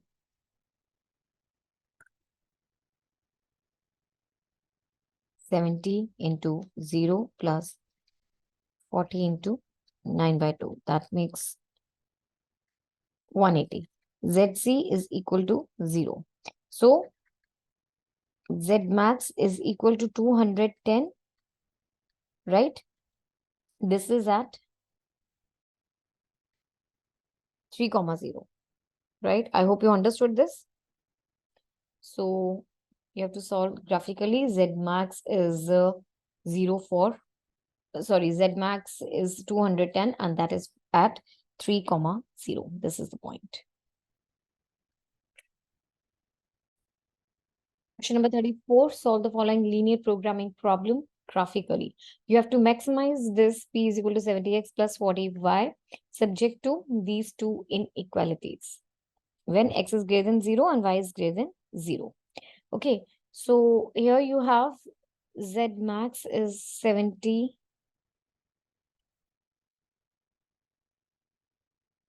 x plus 40y.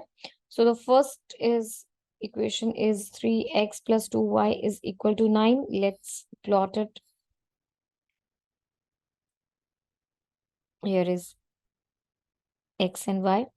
So when I'm putting x is equal to 0, y is equal to 9 by 2. And when I'm putting y is equal to 0, x is equal to 3. Okay. The second one is 3x plus y is equal to 9. Same thing.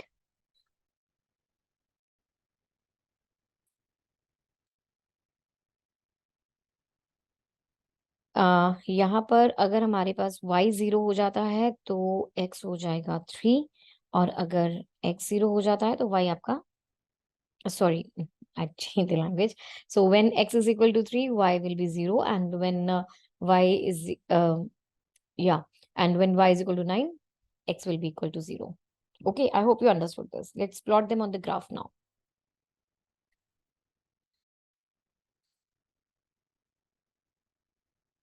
Okay, so the very first one, the coordinates were 0, 9 by 2. Let's say this is over here somewhere, 0, 9 by 2.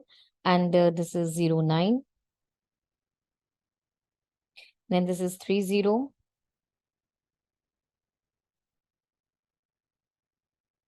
Let's say this is A point and let's say this is B point. Okay, and this is C point. Right? So here you have this and this. Let's join them actually. It's got to be straight lines, okay? Mine one are not so straight, but they are supposed to be straight lines. So this is for 3x plus y is equal to 9. And this one is for 3x plus 2y is equal to 9. Okay. So now z at point A, which is 3 comma 0. This is point A. This is given by 70 into 3, 40 into 0. This is 210. Z at point B. B point is 0, 9 by 2. This is equal to 70 into 0, 40 into 9 by 2, which is equal to 180, right? And ZC, I'll take this point C as the origin. I think, okay, I'll change this one to D. This is, this can be taken D. So I have to consider this area. So ZD is equal to 70 into 0, 40 into 0, that is equal to 0. So this is the maximum value.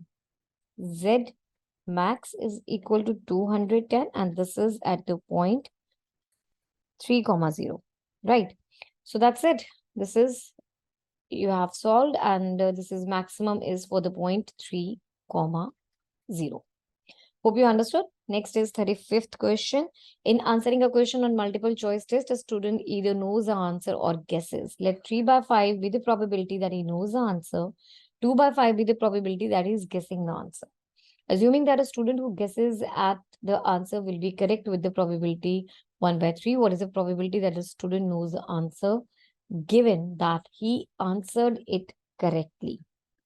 Okay, there's B part also, but we'll talk about that later. First of all, let's go with the A part.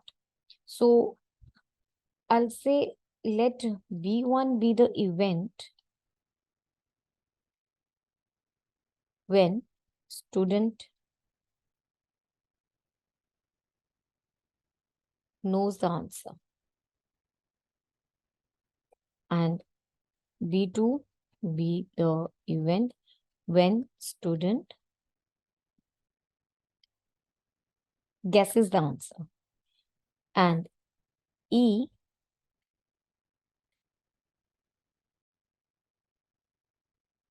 be the event when answer is correct. So probability of B1, it's given to you 3/5. Probability of B2, it's given to you as 2/5. It's given in the question. And the probability of E upon B1 is equal to 1, and probability of event to happen in case of B2 is equal to 1/3. Right? It's given in the question everything. Right? So probability B1 upon E is equal to probability B1 into probability E upon B1. This is divided by probability B1 multiply probability E upon B1 plus probability B2 probability E upon B2. Okay, this is equal to 3/5 multiply 1 upon 3/5 multiply 1 plus 2/5 multiply 1/3. This is 3/5 plus 2/15. So this is 3/5 and 9 plus 2 upon 15. This is equal to 3/5, 15 upon 11. That's 9/11. So this is the answer to the question. First part, 9/11 is the correct answer to the question. Hope you understood this. Let's do the B part now. I'm going to clear the screen. So B part says a box contains 10 tickets, 2 of which carry a price of rupees 8 each, 5 of which carry a price of rupees 4 each, and the remaining 3 carry a price of rupees 2 each. If one ticket is drawn at random, you have to find the mean value of the price. Okay, let's draw a table to understand the problem first.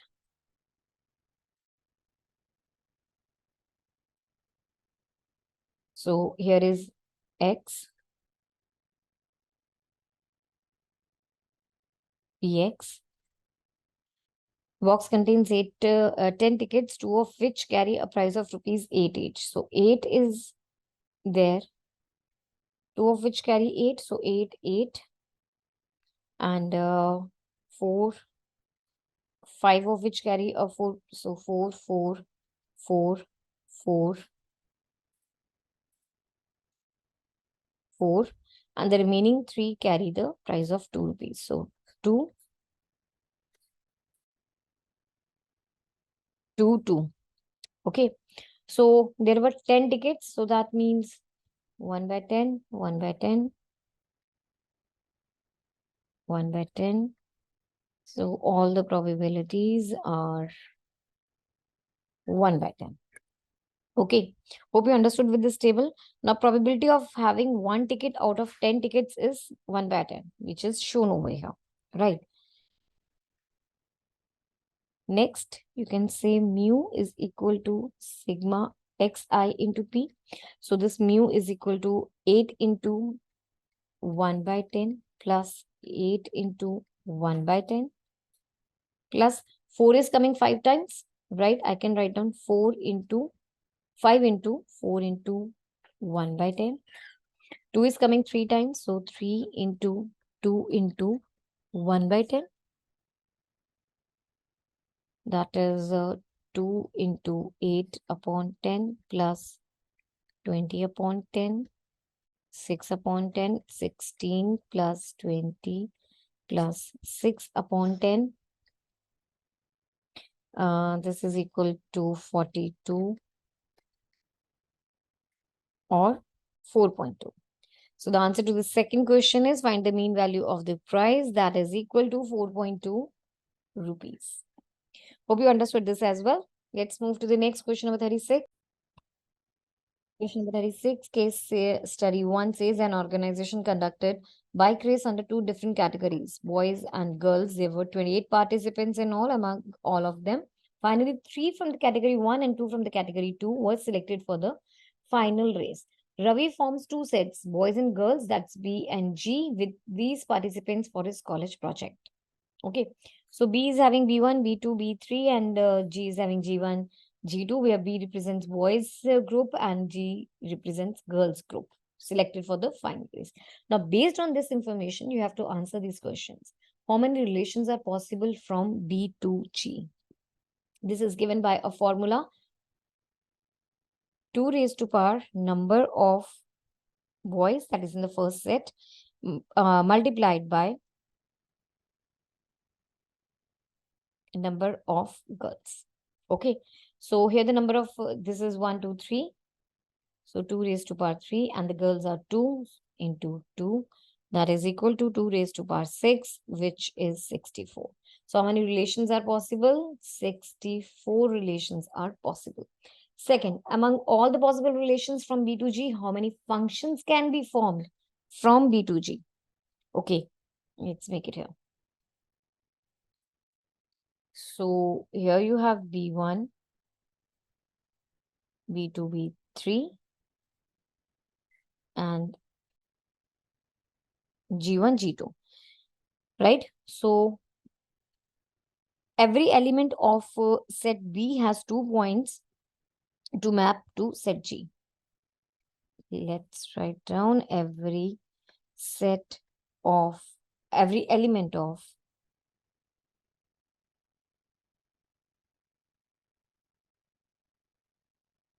every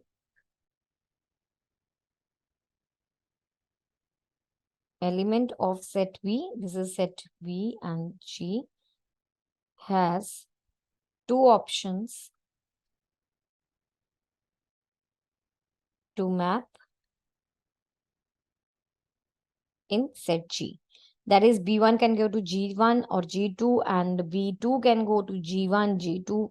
That's it. Okay. So there are 2 ways. That means how many functions are there for B1? Let's write it as well. That is, B1 can go to G1 and G2. Similarly, B2 can go to G1, G2. Similarly, B3 can go to G1, G2. So there are 2 ways in all. That means 2 functions here, 2 functions here, 2 functions here. Overall, you have 6 functions. Not sorry, 6. That's got to be multiplied. Sorry. Let's write it here. So total functions will be equal to 2 into 2 into 2. That is equal to 8. So total functions will be 8. Hope you understood this. Third, let R be the relation from B to B be defined by RXY such that X and Y are the students of the same sex. Check if R is an equivalence or equivalence relation. Okay, R is a relation. It's third part. It says R is a relation from boys to boys. And R is equal to XY such that X and Y are students of same sex. So B1, B2 belongs to R. That's reflexive. B1, B2 belongs to R. That also B2, B1. This also belongs to R. So it is symmetric as well. If B1, B2 belongs to R, intersection B2, B3 belongs to R. So this means B1 and B3, they also belongs to R. So this is transitive. Hence, this is an equivalence relation. Hence, this is an equivalence relation. Okay, so let's check over here. Check, yes. The answer to this part is yes. Now, the fourth part. So there is a choice between these two parts. Either you can go for this one or this one. So let's go with the last part as well. So, or third part, which is in the choice, you are given here in this part a function f b2 g be defined by f is equal to b1 g1 b2 g2 b3 g1. Check if f is bijective. You have to justify your answer as well. Okay, so here you are given b1 is equal to b1, b set is equal to b1, b2 and b3, and g is equal to g1 and g2.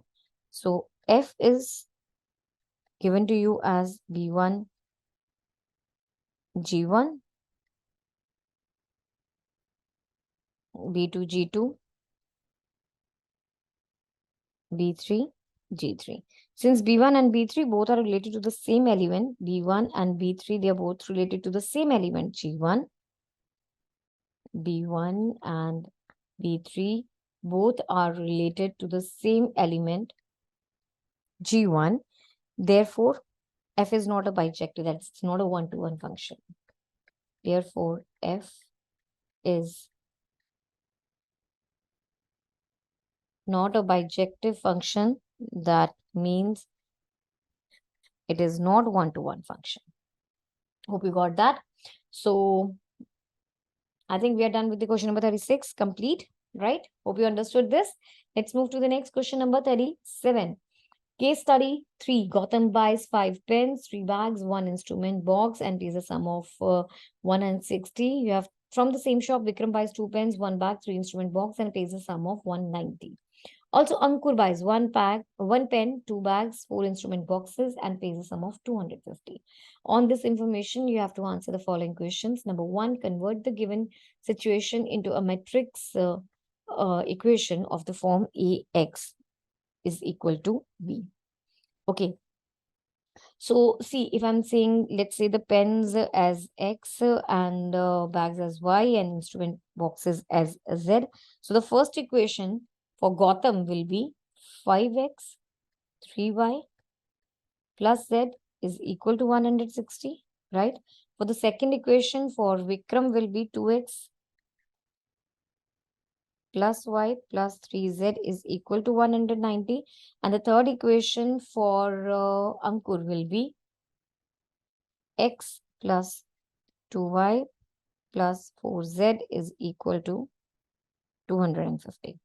Now you have to write it in the form of AX plus B. So this is pretty easy to do. This will be 5 2 1 3 1 2 1 3 4 XYZ is 160, 190 and 250. Okay, so we have written this in the form of AX is equal to B in the matrix form. First part is done. We have to find its determinant. Easy. So A determinant will be equal to determinant of 5 2 1 3 1 2 1 3 4. So this is equal to 5 into 4 minus 6 minus 3, 8 minus 3 plus 1, 4 minus 1. That is equal to minus 2, that is minus 10, minus 15 plus 3, right? This has got to be minus 22. So a determinant is equal to minus 22. We solve the second part as well. Let's find out the A inverse now. So here is A inverse. A inverse is given by 1 upon determinant of A into adjoint of A. For that, let's find out C11. This is equal to C11. First column I'm leaving. So 4 minus 6 will give you minus 2. Similarly, C12 will be equal to minus 5. C13 will be equal to 3. C21 will be minus 10. C22 will be equal to 19. C23 will be minus 7. C31 will be 8. 3 to minus 13. 3, 3 is minus 1. Okay, so adjoint of A is equal to minus 2, minus 5, 3, minus 10, 19, and minus 7. Here is 8, minus 13, and 1. This is adjoint of A. A inverse was equal to 1 upon determinant of A into adjoint of A. So this is equal to 1 upon 22 minus 22, I think it was. Yes. Into minus 2, minus 5, 3, minus 10, 19, and minus 7, 8, minus 13, and 1. Okay, that's it. We can stop here. This is the answer to the question. Let's go with the next one. The third part, this is in choice. Either you can find out this one or you can find out determine P is equal to A square minus 5A. So nothing, it's pretty easy question actually. You have to just follow the matrices. Let's go. So, or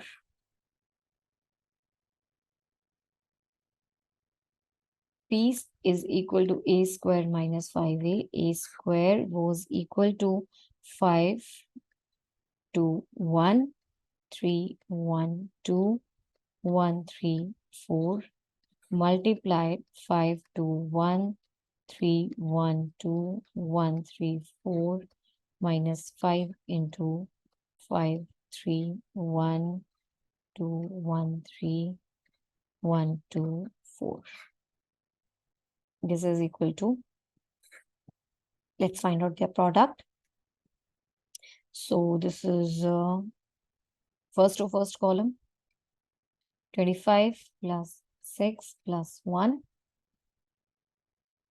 15 plus 3 plus 2, 5 plus 9 plus 4, 10 plus 2 plus 3, 6 plus 1 plus 6, 2 plus 3 plus 12, 5 plus 4 plus 4, 3 plus 2 plus 8, 1 plus 6 plus 16, minus, this is 25, 10, 5, 15, 5, 10, 5, 15, and 20.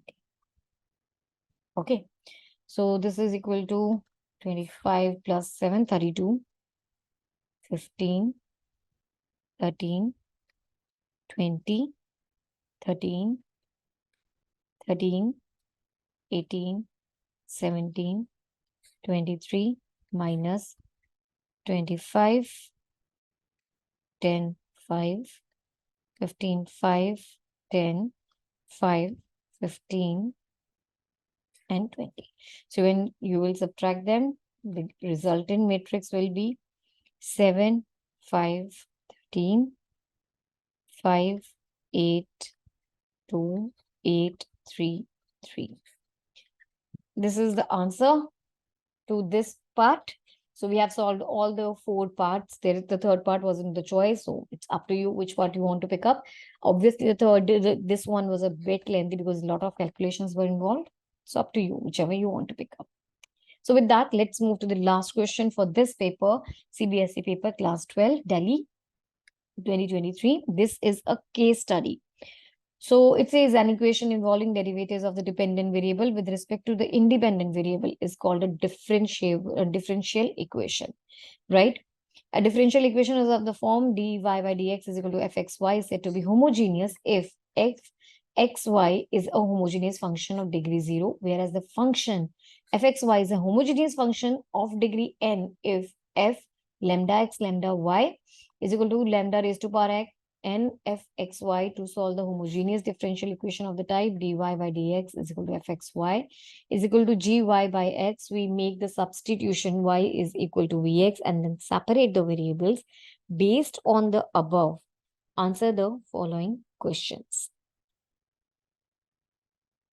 So first question is, So show that x squared minus y squared dx plus 2xy dy is equal to 0 is a differential equation of this type. Okay. X squared minus y squared dx plus 2xy dy is equal to 0. Here, dy upon, okay, wait, 2xy dy can be written as y squared minus x squared into dx, or dy by dx is equal to y squared minus x squared upon 2xy.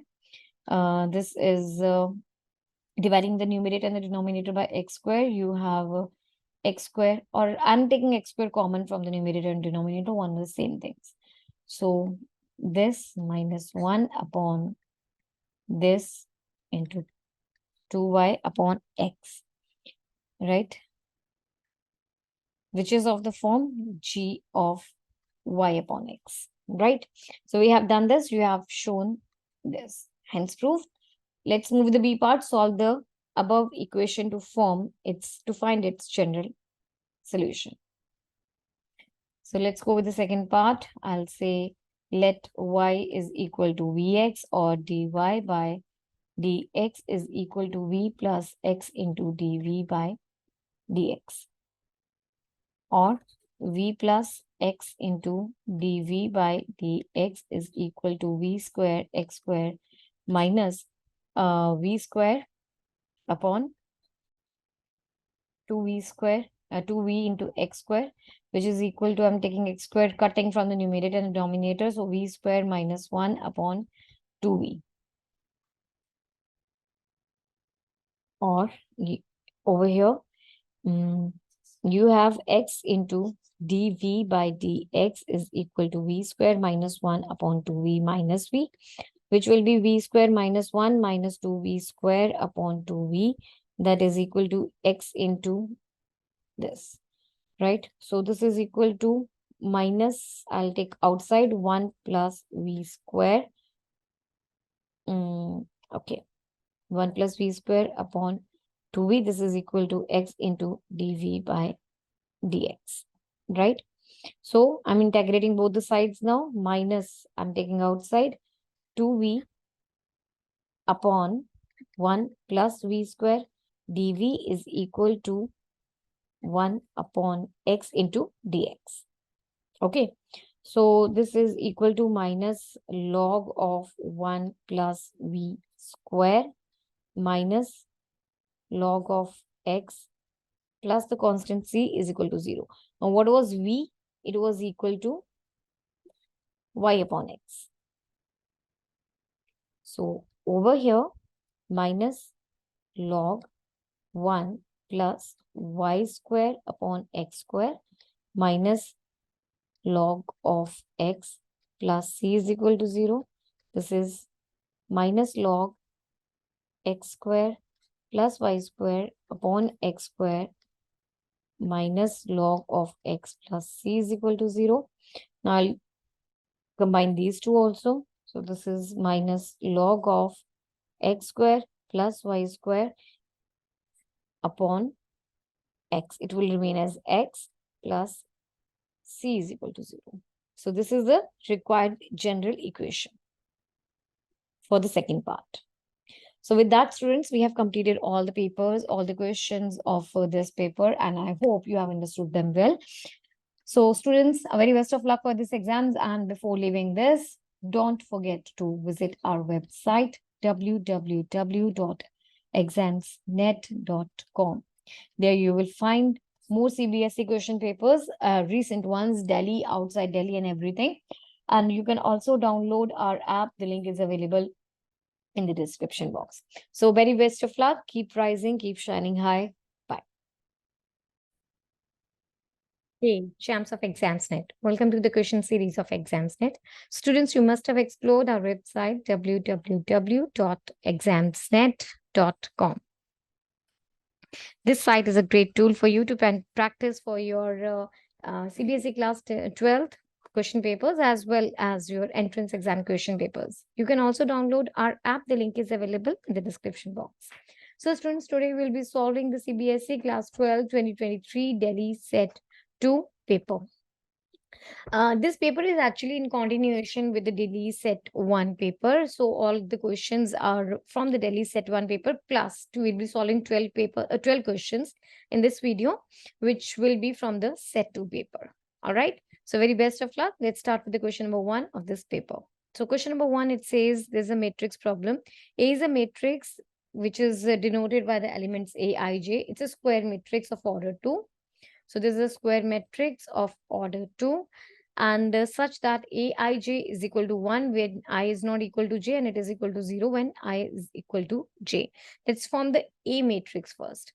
So when I is in, see, this is A11, this is first row, first row, second column, second row, first column, and second row, second column.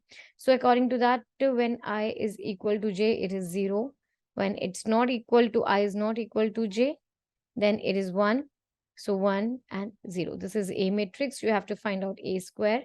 A square will be given by 0, 1, 1, 0 multiplied by 0, 1, 1, 0. So you know the rule. First row, first column. This will be 0 plus 1 into 1. First row, second column. So 0 plus 0. Second row, first column, 0 plus 0. Second row, second column, 1 plus 0. So this is equal to 1, 0, 0, 1. This is the answer to the question. And let's check. You have option D as the correct answer. Hope you understood this. Next is question number 2. So again, a matrix problem. You have to find out the determinant. So pretty easy question this is.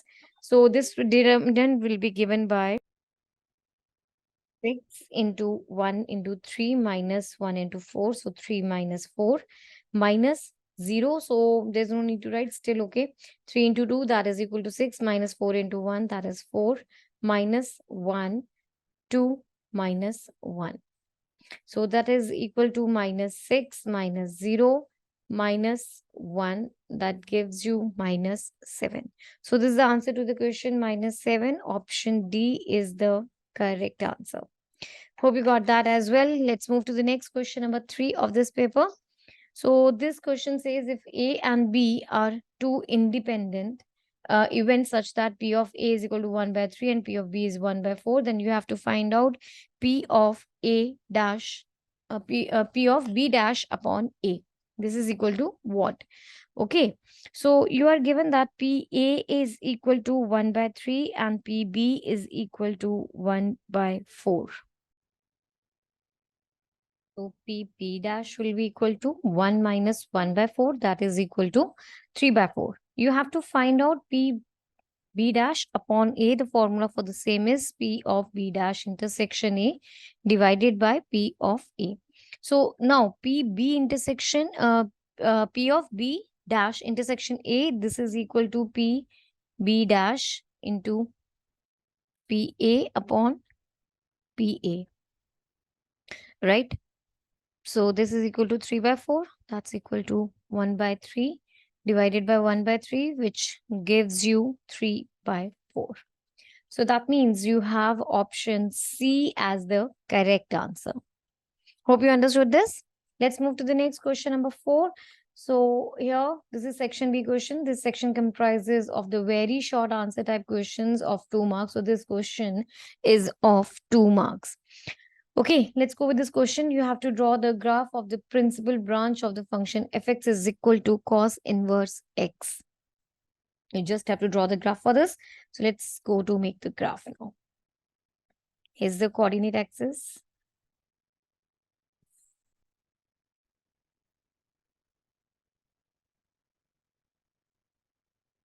Let's make it now. Okay, this is the coordinate axis. Now this is the graph fx is equal to cos inverse x.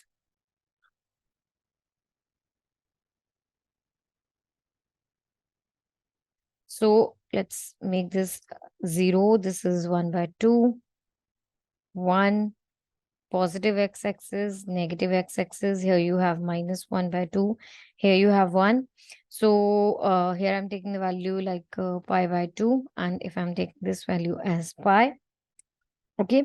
So you know, cos of pi by 2 is 0. So when this is pi by 2 is 0, 1 is this, the graph will pass from here. And at pi,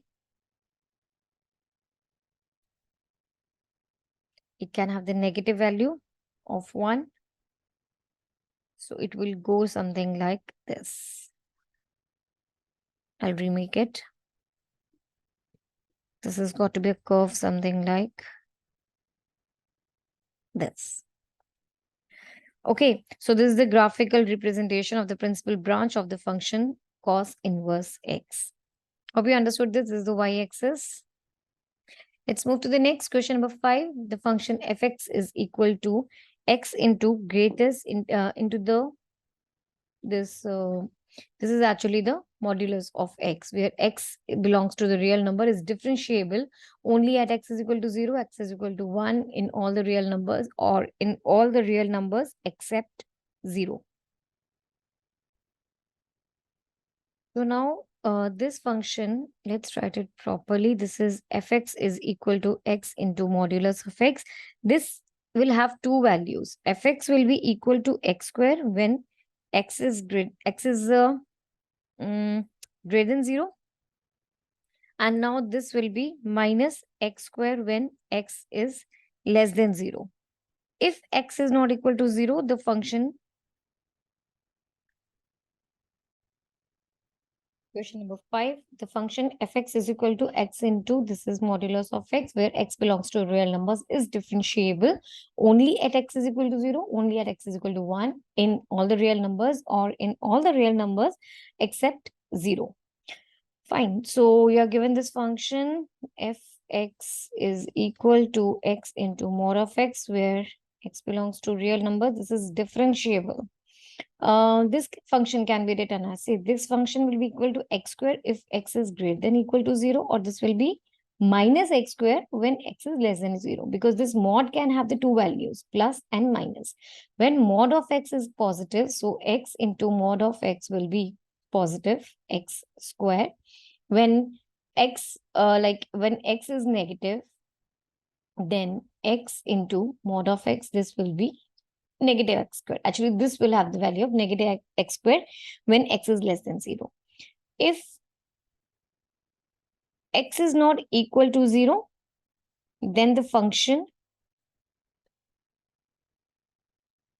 is differentiable. The function is quadratic, so it is differentiable.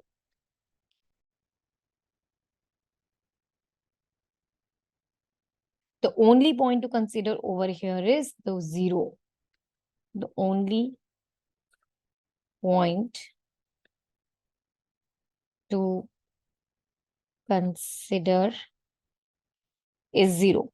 But since x square and minus x square both have a definite derivative, they have the same derivative at 0. They have same derivative at x is equal to 0. So therefore, this function is differentiable at x is equal to 0 as well.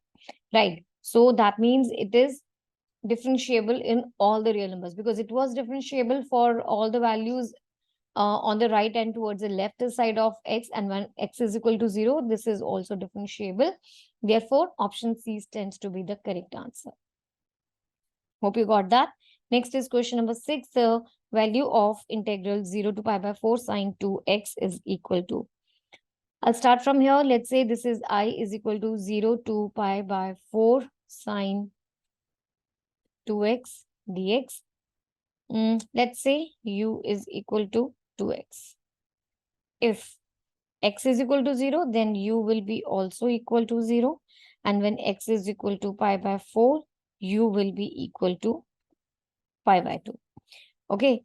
Now let's return to here. You have u is equal to 2x. That means du is equal to 2 into dx, right? Now let's get back. You have to find out the sine 2x dx 0 to pi by 4. This is equal to 1 by 2 integral sine u. Now the limits will be changed from 0 to pi by 2 into du. Right. Integral of sine by 2 is minus cos u, limit 0 to pi by 2. Cos of, this is half cos of pi by 2 minus cos of 0. So this is equal to minus 1 by 2 pi by 2. This is equal to 0 minus 1. So this is equal to 1 by 2. Okay, that means you have option C as the correct answer. Hope you understood this. Next is question number 7. A unit vector A makes equal but acute angles on the coordinate axis. The projection of the vector A on the vector B is equal to this is given by. Okay, first of all, let's say let theta be the equal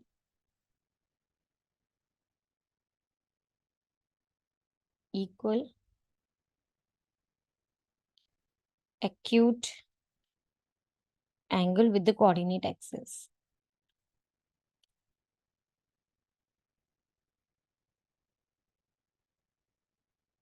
Right? So that means L here, L is equal to M is equal to N, that is equal to cos theta. Also, you know, L square plus M square plus N square here is 1. Right? Since these three are equal, I can write it as 3L square is equal to 1, or L will be equal to 1 by root 3. So A vector is given by 1 by root 3 I cap plus 1 by root 3 J cap, 1 by root 3 K cap. And the projection, we have to find the projection of vector A on this vector is, and projection on B vector, which is 5I 7J minus K, is given by the dot product of the two divided by the modulus, that's magnitude of B vector. Okay, so this is equal to, see, this is 5 into 1 by 3, 1 by root 3. This is 5 by root 3 plus 7 by root 3 minus 1 upon root 3 whole divided by B's magnitude. So this is equal to root of 5 square plus 7 square plus minus 1 square. So this can be written as 5 plus 7, 12, 12 minus this 11 upon root 3 whole divided by root of 25 plus 49 plus 1. So this is 75. Okay. So this is 11 upon 75 into 3 under the root, or that is equal to 11 upon root of 225. Okay.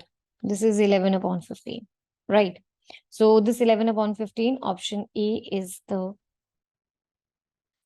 correct answer. Hope you understood this. Next is question number 8. Find the angle between the two lines. So these are the two lines which are given to you. You have to find the angle between them. These are the two given lines. If I talk about generally the angle between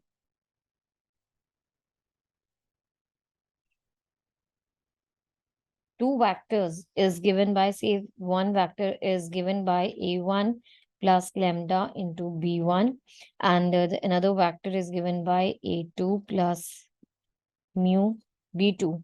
So cos theta, between that is where theta is angle between these two lines, it's given by B1, the dot product of B1 and B2 divided by the magnitude of B1 multiplied by the magnitude of B2 whole under the modulus. Okay. So here the two factors are this, and this is your A1.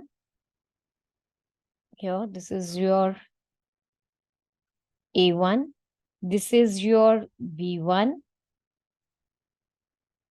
This is your A2 and B2. Okay. So let's write it down. Let's write the two vectors first. So R is given by 2I minus 5J plus K plus lambda 3I plus 2J plus 6K. So this is your A1 and this is the B1. Okay. And the second one is 7i minus 6k plus mu I plus 2j plus 2k. This is A2 and this is B2. Now let's find the dot product of B1, B2. B1, B2, the dot product of these two vectors is 3i plus 2j plus 6k. The dot product with the vector I plus 2j plus 2k. So this is equal to 3 into 1, that is 3, plus 2 into 2, 4, plus 6 into 2, this is 12, that is 19. And the modulus of B1 vector is given by the root of 3 square plus 2 square plus 6 square, that is equal to 9 plus 4, this is plus 36, that is 49, or this is 7. Similarly, let's find the modulus of B2 vector. This is given by 1 square plus 2 square plus 2 square, which is 9, or this is equal to 3. Now, the cos theta, that is the angle between the two vectors, is given by the magnitude of modulus of B1, the dot product of these two vectors, divided by the magnitude of B1 and the magnitude product of the magnitude of B1 and B2. Okay. So that was equal to 19 and this is equal to 7 into 3. That gives you 19 upon 21. That was equal to cos theta, or theta is equal to cos inverse 19 upon 21. That is the answer to the question. Okay, sorry, we don't have any options. Fine. So answer to the question is cos inverse 19 upon 21. Hope you understood that. Let's move to the next question, number 19. Sorry, question number 9. So using determinants, you have to find out the area of the triangle PQR with the vertices this, this, and this. Also find the equation of the line PQ using the determinants. Fine. So this is the triangle PQR. P is having the vertex 3, 1, Q is 9, 3, and R is 5, 7. Right now, the triangle area triangle PQR. I'm using the determinant method because it's stated in the question, is given by 1 by 2, 3, 1. This is 9, 3, 5. Question number 9, using determinants, you have to find the area of the triangle PQR with the vertices P, Q, and R, and also find the equation of the line PQ using the determinants. Fine. So let's make this triangle. Here's the triangle PQR.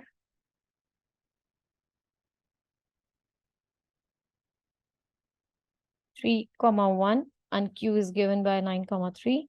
R is given by 5, 7. Now you have to find out area of triangle PQR using the determinant method. So this is given by half of 3, 1, 1, 9, 3, 1, 5, 7, 1. That is equal to half of 3 into 3 minus 7 minus 1 into 9 minus 5 plus 1 into 63 minus 15. Okay. That gives you 1 upon 2 minus 4 into 3, that is minus 12. This is minus 4 and this is 48. That gives you 1 by 2 into 32 or 16 square units. This is the area of the triangle, right? And also you have to find out equation of the line PQ using determinants. So equation of PQ. P was given by the point 3, 1 and Q was given by 9, 3. I think let's confirm. Yeah. Okay. Now let's say small p x, y, b, any point on this line PQ. Okay, therefore x, y, 1, 3, 1, 1, 9, 3, 1. This determinant should be equal to 0. Okay, and let's perform some transformations. Let's do R2 to R2 minus R1 and R3 to R3 minus, sorry, not this, R1. So this will be equal to x, y, 1, or this is 3 minus x, 1 minus y, 0, 9 minus x, 3 minus y, 0, that is equal to 0. Let's find out the determinant because these two are 0. So this will be equal to 1 into 3x, 3 minus x into 3 minus y minus 1 minus y, 9 minus x is equal to 0. So let's open it up. This is 9 minus 3y minus 3x plus xy, right? Plus x minus 9 plus 9y minus xy. So this is gonna cancel, and this 9 and this 9 will cancel. You have here 6y. This is minus 2x is equal to 0, or x is equal to 3y. This is the required equation of line PQ using the determinant method. So area came out to be 16 square units. What is the area? It is 16 square units. And you had to find out the equation of the line PQ, that was equal to x is equal to 3y. Hope you understood this. Next is question number 10.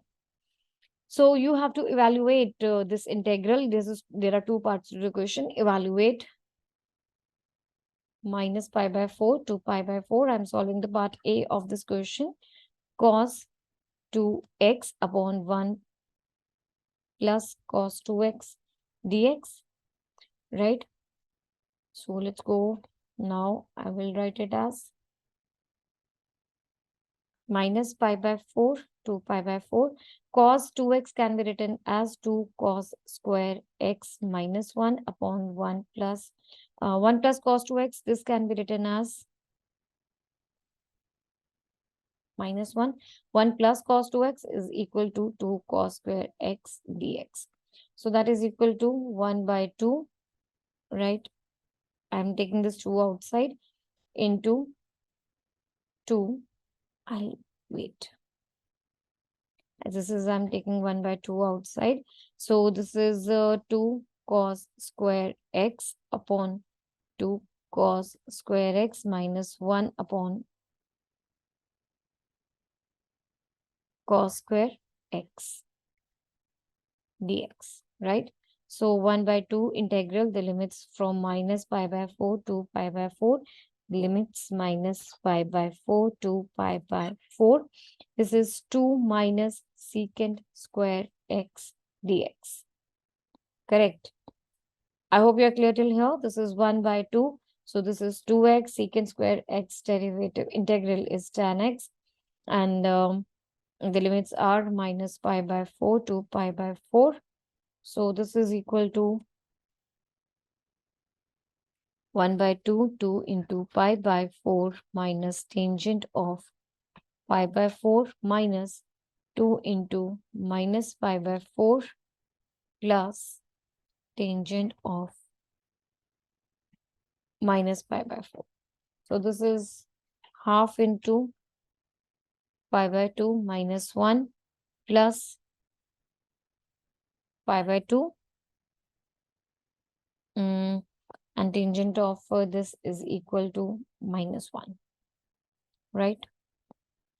This is 1 by 2 and pi minus 2, or this is pi by 2 minus 1. This is the answer to the question, pi by 2 minus 1. This is the answer to the part A of the question. Right. Now, the 10th question, this is in the choice. There is a second part to it. If you want, then you can solve that as well. We have solved the part A. Let's go to solve the part B now. I'm going to raise the screen so it will be easier. Okay, so B part says u integral of e raised to power x square x raised to power 5 to x cube dx. This is equal to what? Okay, so first of all, let's open the brackets. Let's say this is equal to I. So this is I is equal to e into x square into x raised to power 5 dx plus I'll take 2 outside x cube into e x square dx. Now I'll be applying the integration by part.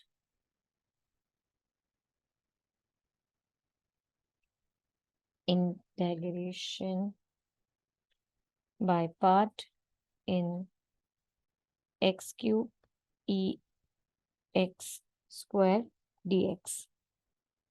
So I is equal to x raised to power 5 into e x square dx plus 2x raised to power 4 upon 4 into ex square minus 2 into integral of ex square 2x into x raised to power 4 by 4 dx.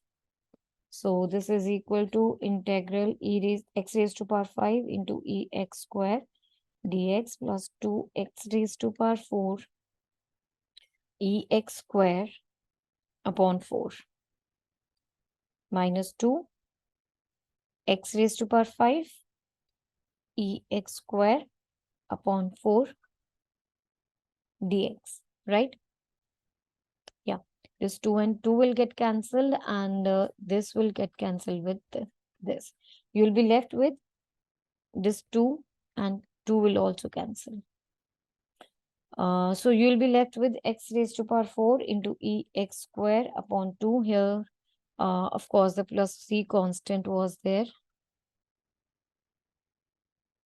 So this is the answer to the second part of the question, right? The answer to this part of the question is x raised to power 4 into ex square upon 2 plus c. Hope you understood this. Then let's move to the next question, number 11. You have to find the area of the minor segment of the circle x square. Okay, I'm repeating. You have to find the area of the minor segment of the circle x square plus y square is equal to 4. Cut off by the line x is equal to 1 using the integration method. Okay, let's go for this. Fine. So you are given the equation of the circle as x square plus y square is equal to 4. Here is your circle. So this circle is having its center at origin, right? And at this point is got to be, see, the radius is 2 because this is equal to 2 square. So radius is equal to 2 and this point will be equal to 2, 0. The center of the circle is at 0, 0.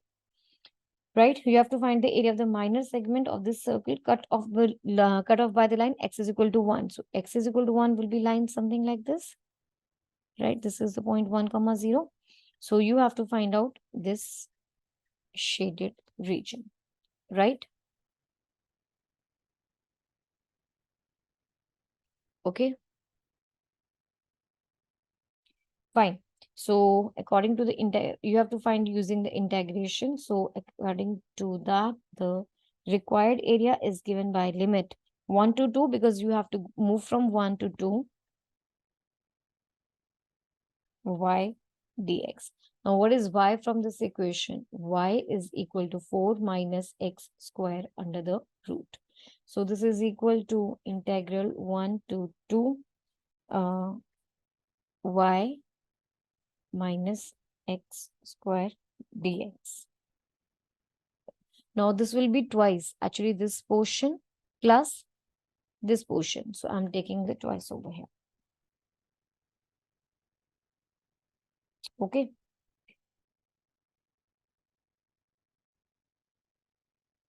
So 2 into this will be x by 2, 4 minus x square plus 4 by 2 sine inverse x by 2 limits 1 to 2. I hope you got it. Like, how did I come to this this solution? I have used integration by parts. Question number 11, find the area of the minor segment of the circle x square plus y square is equal to 4, cut off by the line x is equal to 1 using integration. So this is x square plus y square is equal to 4, or you can write down this as x minus 0 square, y minus 0 square is equal to 2 square. This shows that the center of the circle is at origin and radius is 2. So according to that, let's make this circle. This is the origin, which is the center of the circle, and this is the point 2, 0. Here is the point 1, 0. So this is the shaded part that you have to find the area of. Hope you understood this question, right? One more thing, x square plus y square was equal to from 4. From here, you have y is equal to 4 minus x square, or this is equal to 2 square minus x square. Now, the required area, because I have to use the integration, the limits will be 1 to 2 because it is from x is equal to 1 to x is equal to 2. Y into dx. This is equal to twice. Why the twice? Because this area as well as this area will be included. And this is equal to root of 2 square minus x square dx. That is equal to, see here I'll be using the integration formula, that integral of root of a square minus x square dx is given by x by 2 root of a square minus x square plus here is a square by 2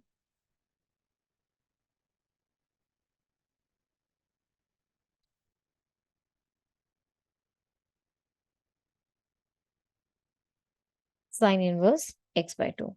So using the same formula here, I can write it as 2 brackets x by 2 root of 4 minus x square plus 4 by 2 sine inverse x by 2. So here the limits from 1 to 2, limit 1 to 2. Right. So now let's put the limits. I'll be taking the 2 outside. Here will be 0 plus 2 sine inverse 1 minus half into root 3 plus 2 sine inverse 1 by 2. Okay, so this is 2 into 2 sine inverse 1 is pi by 2 minus root 3 by 2 plus 2 into sine pi by 2 is for, sorry, sine 1 by 2 is pi by 6, right? So that gives you this 2 and 2 will get cancelled, and here I have 2 pi minus root 3 plus 2 pi by 3, right? So this will be equal to 8. Yeah. So this will be equal to, see, there's a slight mistake. Here was plus and this one was supposed to be minus. So here is also minus. This will be 2 pi minus 2 pi upon 3 minus root 3. This will be 6 pi minus 2 pi, that is 4 pi by 3 minus root 3. Or this can be written as 4 pi minus 3 root 3 upon 3. This is the answer to the question, right? So the required area for this question is 4 pi minus 3 root 3 upon 3. So this is square units. This is the correct answer to the question.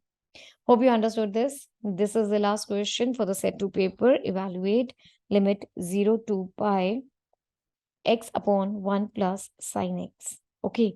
See, let's say this is equal to I, 0 to pi x upon 1 plus sin x dx. Correct. Now I'll be using the property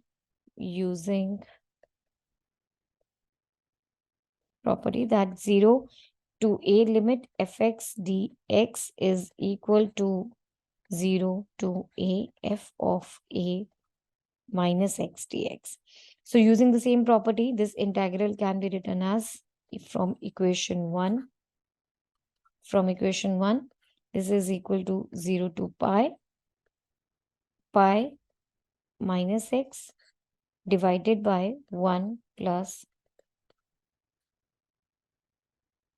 sine pi minus x dx, which further will be equal to 0 to pi 1 plus sin x dx. Let's say this is equation 2 and let's say this is equation 1. We have already said that. Okay. So now adding 1 and 2. Adding 1 and 2 equations, you have 2I is equal to integral 0 to pi. That was equal to x upon 1 plus sin x plus pi minus x 1 plus sin x dx. Correct. So this is 2I is equal to 0 to pi x plus pi minus x upon 1 plus sin x. These two will cancel out and you have 2I is equal to integral 0 to pi upon 1 plus sin x dx. Hope you are clear till here. Right? Now 2I, I am taking pi outside and I'm multiplying the numerator and the denominator with 1 minus sin x. Okay. So this is equal to pi. This is limit from 0 to pi. 0 to pi. 1 minus sin x. This is 1 minus sine square x. The denominator becomes, right? 1 minus sine square x is equal to cos square x. Right? I hope you are clear till here. Now let's split it up. So 2I is equal to pi. The limits now I'm going to open 0 to pi. 1 upon cos square x minus 0 to pi sin x upon cos square x dx. Right? So this is pi is outside. Integral 0 to pi secant square x dx minus secant x tangent x dx 0 to pi. Hope you are getting this. So 2I is equal to pi. Derivative or the integral of secant square x is tangent x 0 to pi the limits, and this is for secant x 0 to pi. Okay, this pi was common for this. So I is equal to pi by 2. I'm taking the 2 down now. And this is tangent of pi.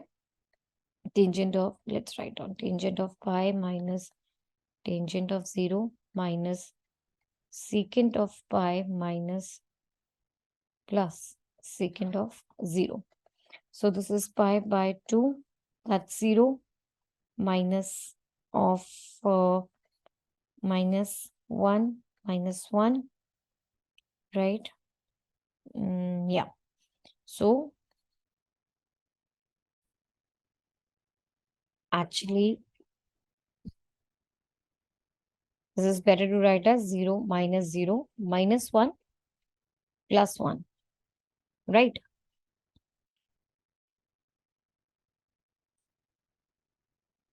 There is slightly some mistake.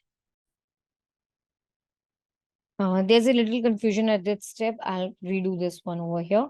So integral was equal to pi by 2. Tangent of pi, this is 0, minus tangent of 0 is 0, minus secant of pi is minus 1, plus secant of 0 is equal to 1. Okay. Sorry. So that is equal to pi by 2, 1 plus 1, which is equal to question number 12, evaluate 0 to pi x upon 1 plus sin x dx. Let's say this is equal to some integral I. Now, to start with this question, I'll be using the property. Which property? Integral 0 to a fx dx is equal to integral 0 to a f of a minus x dx. Okay. So using this, our integral I, this is equal to x upon 1 plus sine x 0 to pi can be written as pi minus x upon 1 plus sine pi minus x 0 to pi, right? This is equal to I is equal to integral 0 to pi pi minus x upon 1 plus sine of x, right? Hope you are clear till here. So let's say this is number 2 and this is number 1. Adding 1 and 2, you get 2i is equal to integral 0 to pi x upon 1 plus sine x plus pi minus x upon 1 plus sine x dx. So this is equal to integral 0 to pi. Here you will have pi upon 1 plus sine x dx. I'll take the pi outside and multiply the numerator and the denominator with 1 minus sine x. Okay, this is equal to pi 0 to pi 1 minus sine x 1 minus sine square x dx, which is equal to pi 0 to pi 1 minus sine x upon cos square x dx. I hope you are getting everything right. 1 minus sine square x, this is equal to cos square x. Now I'll split up 0 to pi 1 upon cos square x minus sine x upon cos x dx. This is pi 0 to pi secant square x minus secant x tangent x dx.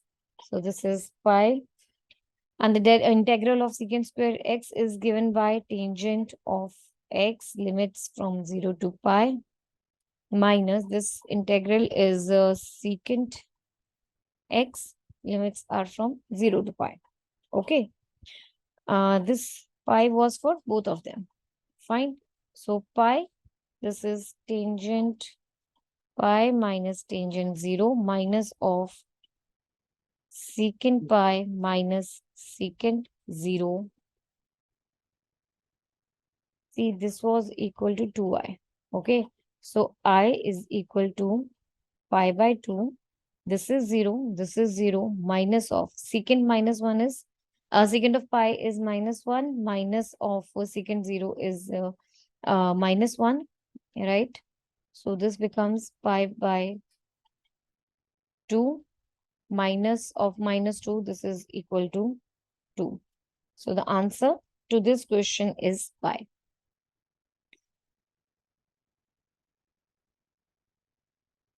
Hope you understood this. So students, with this, we have completed the CBSE Class 12 Math 2023 Delhi Set 2 paper as well. This paper had hardly like this was in continuation with the Set 1 paper, and this had only 12 questions. I hope you are clear with them, and this will help you in cracking your exams. And students, don't forget to visit our website www.examsnet.com to practice for your entrance exams as well. And don't forget to download our app. The link is available in the description box. So, very best of luck. Keep shining, keep rising high. That's all for this one. Bye. Hey, champs of Examsnet. Welcome to the question series of Examsnet. Students, you must have explored our website www.examsnet.com. This site is a great tool for you to practice for your class 12th mathematics paper, CBSE, as well as for many more entrance exams for which probably you are preparing. You must download our app. The link is available in the description box. So let's start with today's paper. Today we'll be solving class 12 CBSE 2023 mathematics paper. Delhi, set 3. So in this particular video, we are accepting for all the questions except, see, there are particular some questions which have been covered in set 1 and set 2. Apart from those questions, we'll be taking the rest of the questions in set 3. Okay, so let's start with that. A very best of luck. Here we go with question number 1. It says that R be a relation in the set natural numbers, which is given by R is equal to the R is equal to the set AB, where A and B are having this particular relation, and B is greater than 6. Okay, so let's start here. You are given that A is equal to B minus 2. So B is greater than 6. If I'm taking here the probable value, so there is 7, there is 8, 8 and 4. So of course, this is not possible. B is greater than 6. And let's take B is equal to 7. If B is equal to 7, then A will be equal to 5. So this is incorrect. So if I'm taking B is equal to 8, A will be equal to 6. That makes option B to be the correct answer. Hope you understood. Next is question number 2. Matrix problem. It says if A is a matrix 5x, y 0 and A is equal to A transpose, where A is the transpose of the matrix, then which of the following is true? Okay, so here, see, if A is equal to A transpose, what is the A matrix? It is 5x, y 0. So this is equal to 5x, y 0, which simply means x is equal to y, right? That's it. X is equal to y. This is option B. Pretty easy question actually. See, y is equal to x. Over here, x is equal to y. That's it.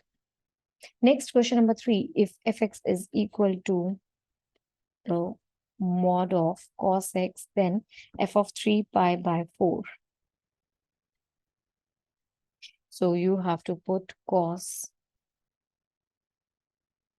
3 pi by 4, which can be written as cos pi minus pi by 4. That is equal to minus in the mod minus cos pi by 4, which is equal to the mod of minus 1 by root 2, or that is root 2, 1 by root 2, right? Because the modulus will remove this negative sign.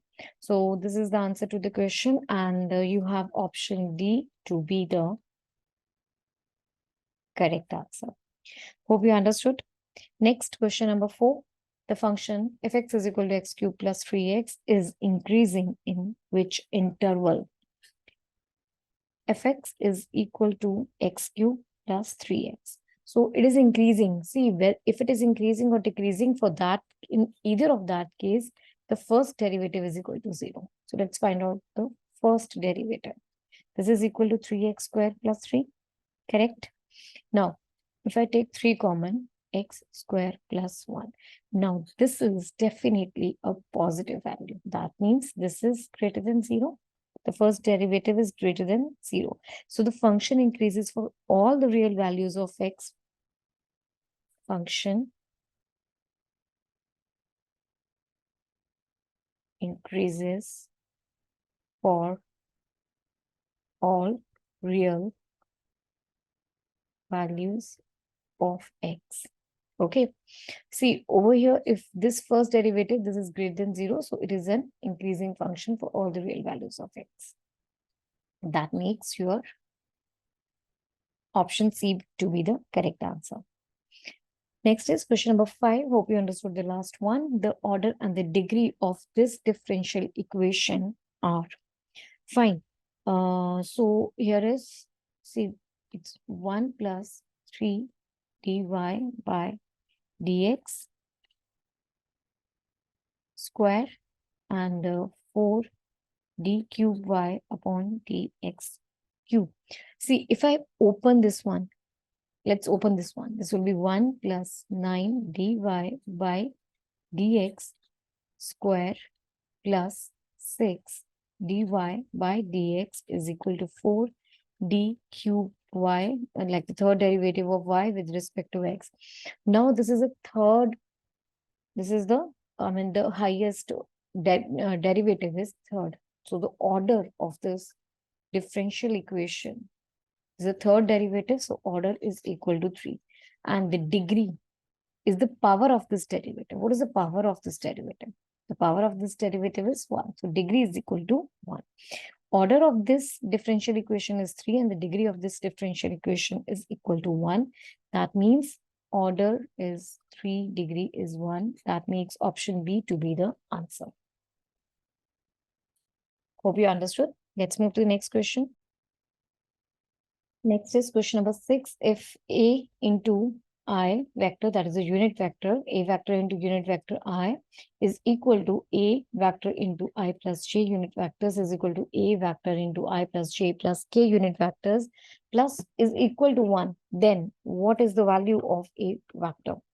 Fine. So see, one thing, if I multiply this I unit into I unit, that is equal to I into I plus j, and that is equal to I into I plus j plus k, right? So 1 is equal to here 1 plus 0. Number 4, the function fx is equal to x cube plus 3x is increasing in the interval.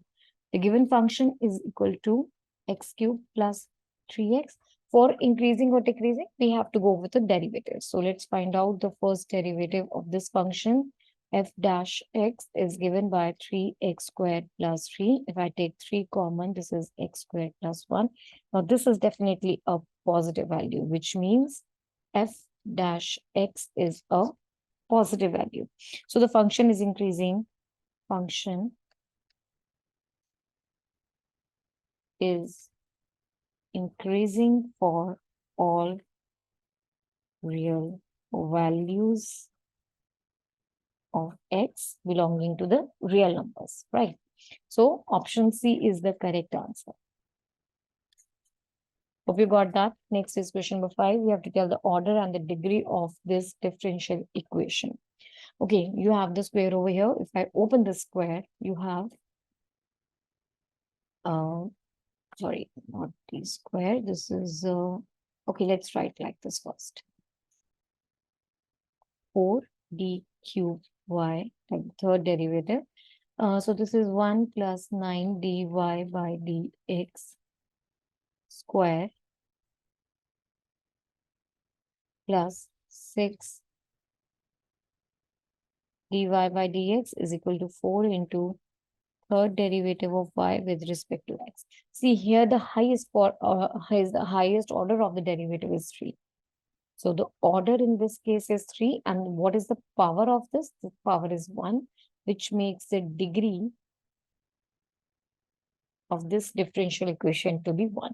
So the order is 3 and the degree is 1. That makes option B to be the answer for the question. Hope you understood this as well. Next is question number 6. If A vector into I unit vector is equal to A vector into I plus J is equal to A vector into this is equal to 1, then what is the value of A vector? Okay, so you are given 4 options: K, I, J, or I plus J plus K. Fine. the most probable one. See, actually, this comes with the practice. So if I put A vector is equal to I unit, so let's check with that. This will become I unit into I unit is equal to I unit into I plus j is equal to I into 8. I dot I plus j plus k. I vector into I vector, this is equal to 1. So this is equal to 1 into I plus j, this is equal to 0. 1 plus 0 plus 0. So because you multiplied by this, this and this. Okay. So see, I'll elaborate it a bit more. Wait. So this is equal to 1. This is I dot I plus I dot j. This is I dot I plus I dot j plus I dot k. So this is equal to 1 plus 0 is equal to 1 plus 0 plus 0, which is equal to 1. So option B is satisfying the given equation. Hope you understood this. Next is question number 7. Okay, so now we are moving into section B, which is comprising of very short answer type questions, which are carrying 2 marks each. This is in the options. So you have to find the value of k. First one, A part says you have to find the value of k for which this function fx is equal to this is continuous at x is equal to 0. Okay, so let's write it down. You're given fx is equal to 1 minus cos x upon 2x squared if x is not equal to 0, and this is k. If x is equal to 0, this is continuous at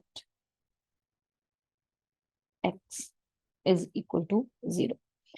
So if it is continuous, first of all, I find out limit x approach. See, if it is continuous, so limit x approaching 0.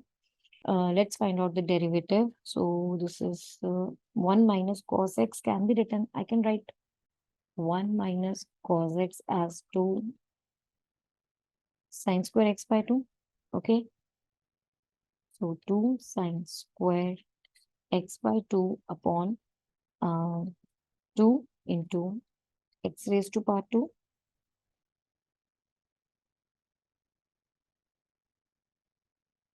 upon 4 into 4, right?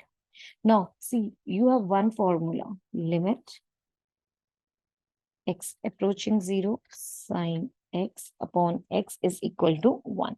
So this is something, limit x approaching 0 sine, this 2 and 2 will cancel, sine square x by 2 sine x by 2 upon x by 2 whole square multiply by 1 by 4, right? See, x squared by 4, I have written that as x by 2 whole square. Okay, so now this is equal to 1 into 1 by 4. So that is equal to 1 by 4. Since it is given in the question that the function is continuous at x is equal to 0. So this function is continuous at x is equal to 0. That means when x is equal to 0, the value of the function was equal to k. That means k is equal to 1 by 4. Hope you understood this. So the answer to the first part is k is equal to 1 by 4. Hope you understood this. Let's move to the B part of this question. If x is equal to a cos t, y is equal to b sin t, you have to find d square y upon dx square. Let's go. So here's the B part. You are, wait, let's note down. Okay. So here you have x is equal to a cos t, y is equal to b sin t. I write down dx by dt. This is equal to minus a sin t, and dy by dt is given by b cos t, right? I have to find out dy by dx, that is given by dy by dt divided by d x by dt, which is equal to b cos t minus a minus a sin t. That is equal to minus b upon a cot t, right?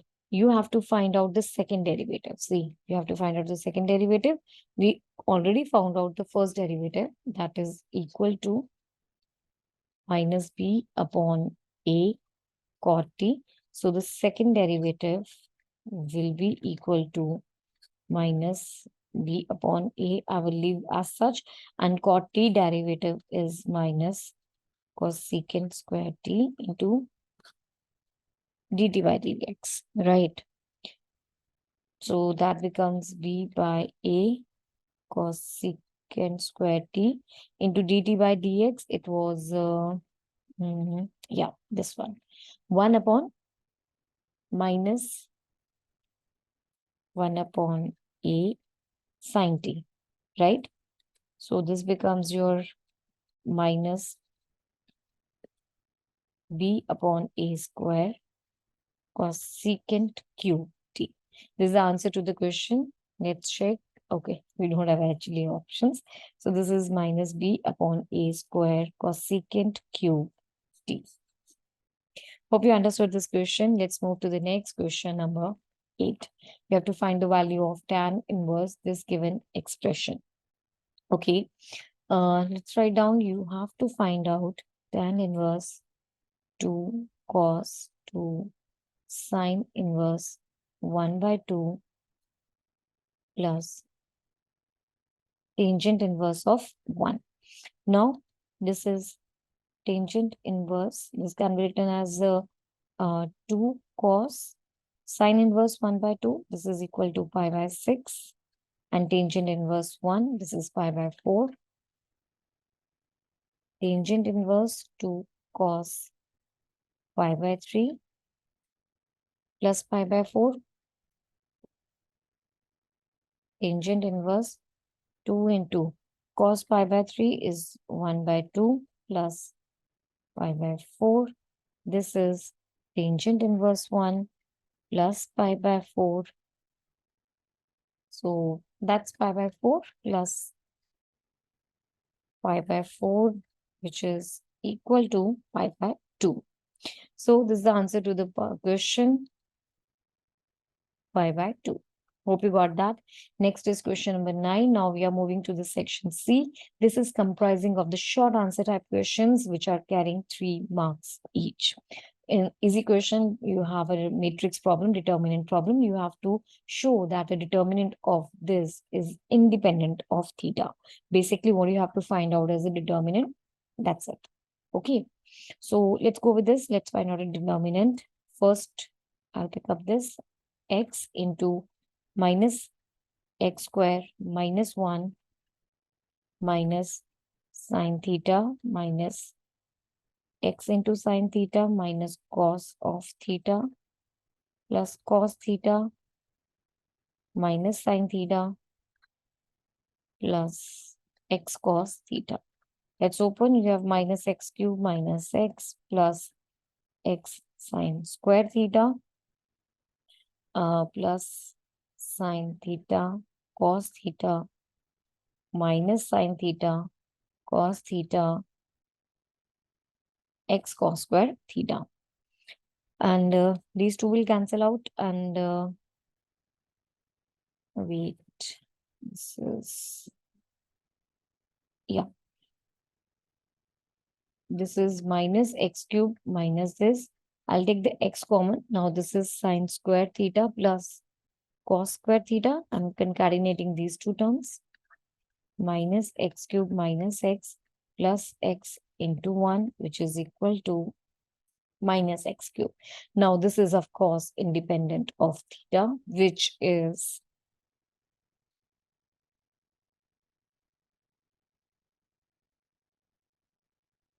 independent of theta, hence proved. Hope you got that. Next is question number 10.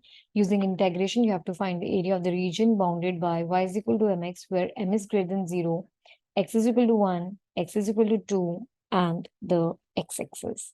Okay, let's plot it first. Using integration, you have to find the area. So first of all, let's do the plotting.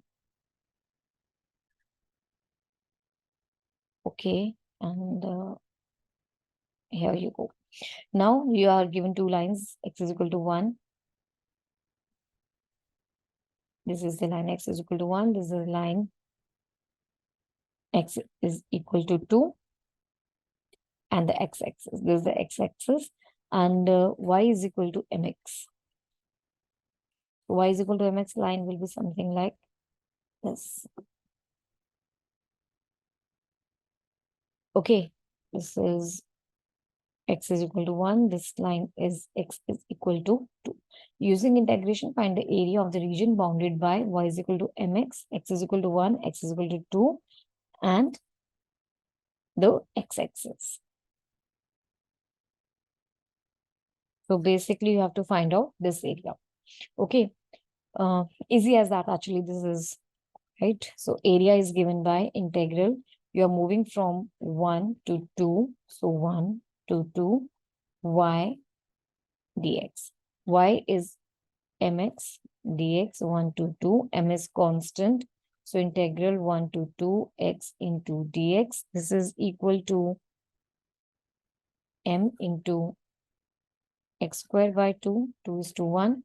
So m into, I'm taking 2 also outside. This is 2 square minus 1 square. That is equal to 3m by 2 square units. So this is the answer to the question. You have to find the area. So this was equal to 3m upon 2 square units. Hope you understood this. Let's move to the next question, number 11. So now this question again is having two parts. There's a choice, not parts. There's a choice between two questions over here. So it says find the coordinates of the foot of the perpendicular drawn from this point to this line. I'll start with part A. So the given point is, let's say this is P, 5, 7, 3, and given line is x minus 15 upon 3, y minus 29 upon 8, z minus 5 upon minus 5. Let's say this is equal to some k. Now, let any point q on this line with coordinates. Now, what the coordinates will be? If I'm using this, it will be 3k plus 15, 8k, sorry, not this will be 8k plus 29 minus 5k plus 5, right? So you have to find the coordinates of foot of the perpendicular from this. So let's make the figure. This is the point P, which is having 5, 7, 3 as the coordinates. And this is the line, right? Okay. So now the direction ratios, if I'm making this as Q, direction ratios of PQ are 3k plus 15 minus 5. Okay. So here is the point Q I have taken as 3k plus 15, 8k plus 29, and minus 5k plus 5. Okay, so according to that, this is equal to 3k plus 15 minus 5, 8k plus 29 minus 7, minus 5k plus 5 minus 3. So that's equal to 3k plus 10, 8k plus 22, and minus 5k plus 2. So these are direction ratios of line PQ, and the direction ratios of given line are what? It is 3, 8, and minus 5.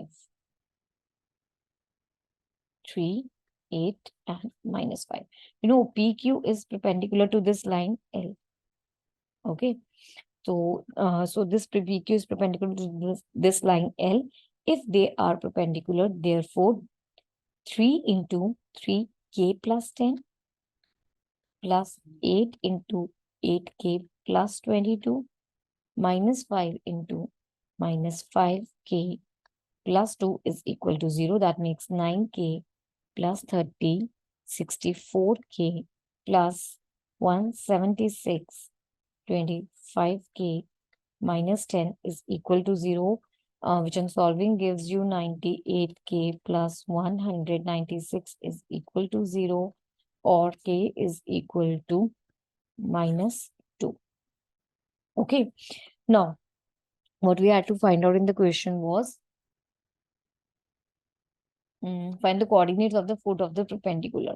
So the coordinates of the foot of the perpendicular were taken to be this. So coordinates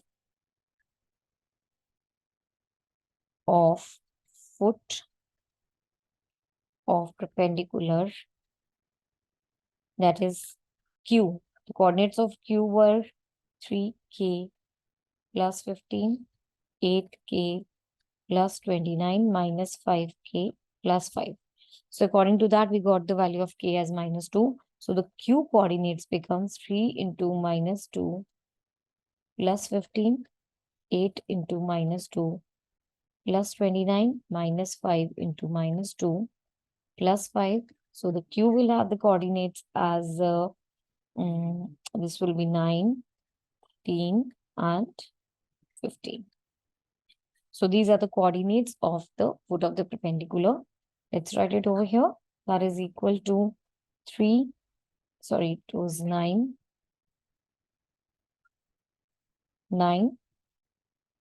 13 and 15.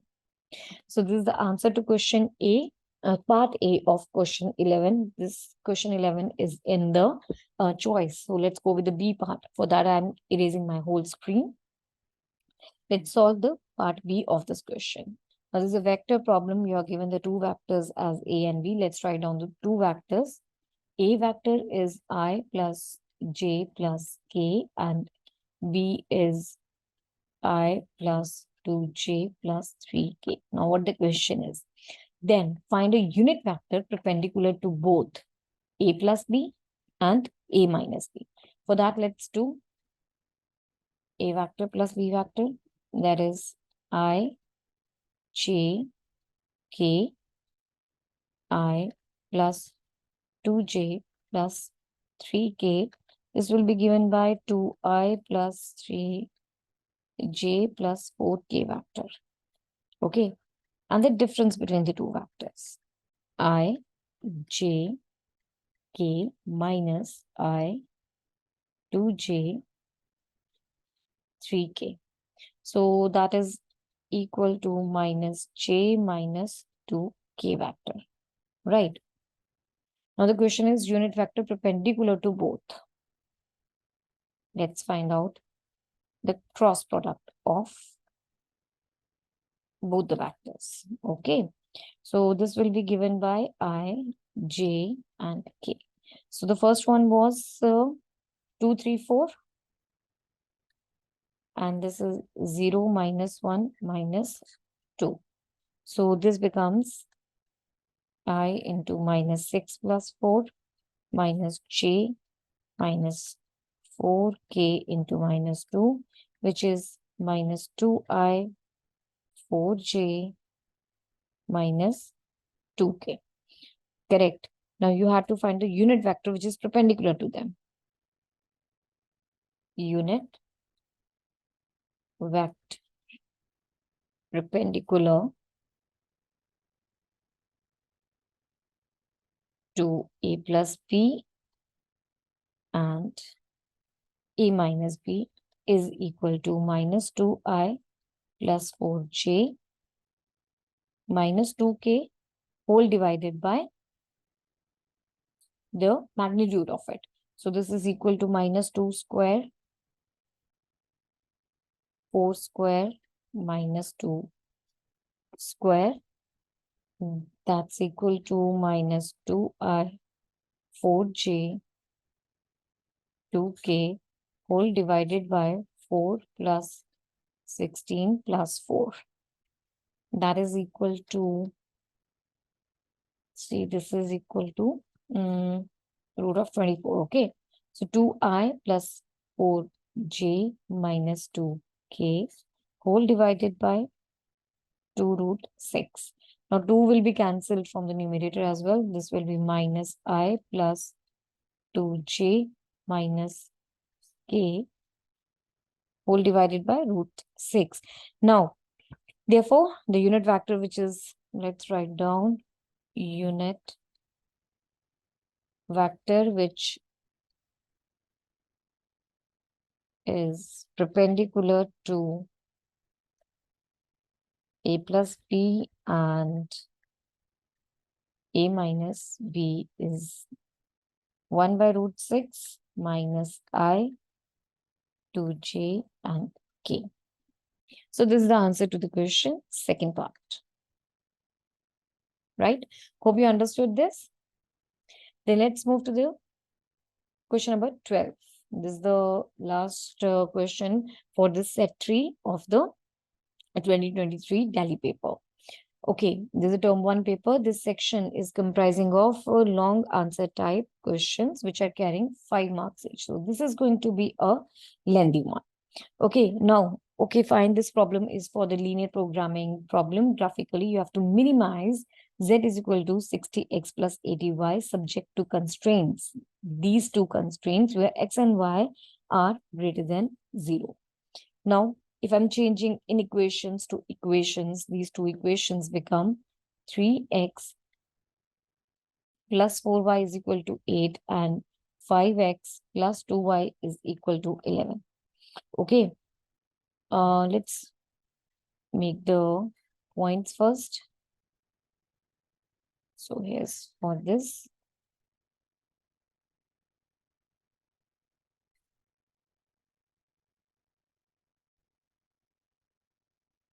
So if I'm taking this x and y and x and y. So if I'm putting for this 3x plus 4y is equal to 8, if I'm putting the y is equal to 0, yeah, if I'm putting y is equal to 0, then the corresponding value of x is 8 by 3. And if I'm putting x is equal to 0, y will give me 8. Similarly, in this question, in this part, if I'm putting x is equal to 0, y will be equal to 11 by 2. I'm putting y is equal to 0. X will be equal to 11 by 5. So now let's plot these points on the graph. Okay. So somewhat this is the point 8 by 3, comma 0. Right. And this is the point 11 by 5, comma 0. Okay, similarly over here you have the 2 points. This is 0, comma 2 and 0, comma 11 by 2. Now let's plot the points. This will be the first one like this, and this is got to be the second one. Okay, fine. So let's say this is point C, this is point B, this is of course the origin with the coordinates 0, 0, and this is the point A, this is the point E, this is the point D. Right, we have marked all the points now. Okay, this is the line 3x plus 4y is equal to 8. And this is the line 5x. This one is 5x plus 2y is equal to 11. Okay, so I hope you're clear till here. Now, a point 8 by 3, comma 0, the value of z comes out to be, it was 60x plus 80y. So 60x plus 80y, that gives you 160. Now at point P, 2 comma 1 by 2. This is the point. This B point, the point of intersection when you will find for the two lines, these two lines, the point of intersection comes out to be 2 comma 1 by 2. Okay, I hope you can find out the point of intersection for these two lines. 5x plus 2y is equal to 11. Here you get x is equal to 11 minus 2y 5. If I put them in this equation, that is 3 into 11 minus 2y upon 5 plus 4y is equal to 8. You will solve to get the value of y as 1 by 2 and x is equal to 2. Okay. Now, for b is equal to 2 comma 1 by 2, this z is equal to 60 into 2 plus 80 into 1 by 2, which again gives you 1 and 60, and c 0 comma 11 by 2. For this, the z will be equal to 60 into 0 plus 80 into 11 upon 2, which is equal to 440. Now, as the feasible, see, for this in the question, it is the minimize, you have to minimize. So the minimum value is 160. As the feasible region is unbounded, therefore 160 may or may not be minimum value, because the feasible region is unbounded. So we will have to graph the inequality. 60x plus 80y is less than 160, or you can say 3x plus 4y is less than 8. It can be seen that the feasible region has no common points with 3x plus 4y less than 8. So the minimum cost of the mixture will be, so minimum cost of mixture will be rupees 160 at the line segment joining 8 by 3 comma 0 and 2 1 by 2, right? So I hope you understood this question. Students, with this way, you have completed all the 12 questions of the set 3, term 1, Delhi 2023 paper. Hope you understood them well, and do visit our set 1 and set 2 papers as well. And do not forget to visit our website, www.examsnet.com, to practice for your papers, examinations, and entrance exam question papers as well. Please download our app. The link is available in the description box. So very best of luck for your exams. Keep shining, keep rising high. Bye.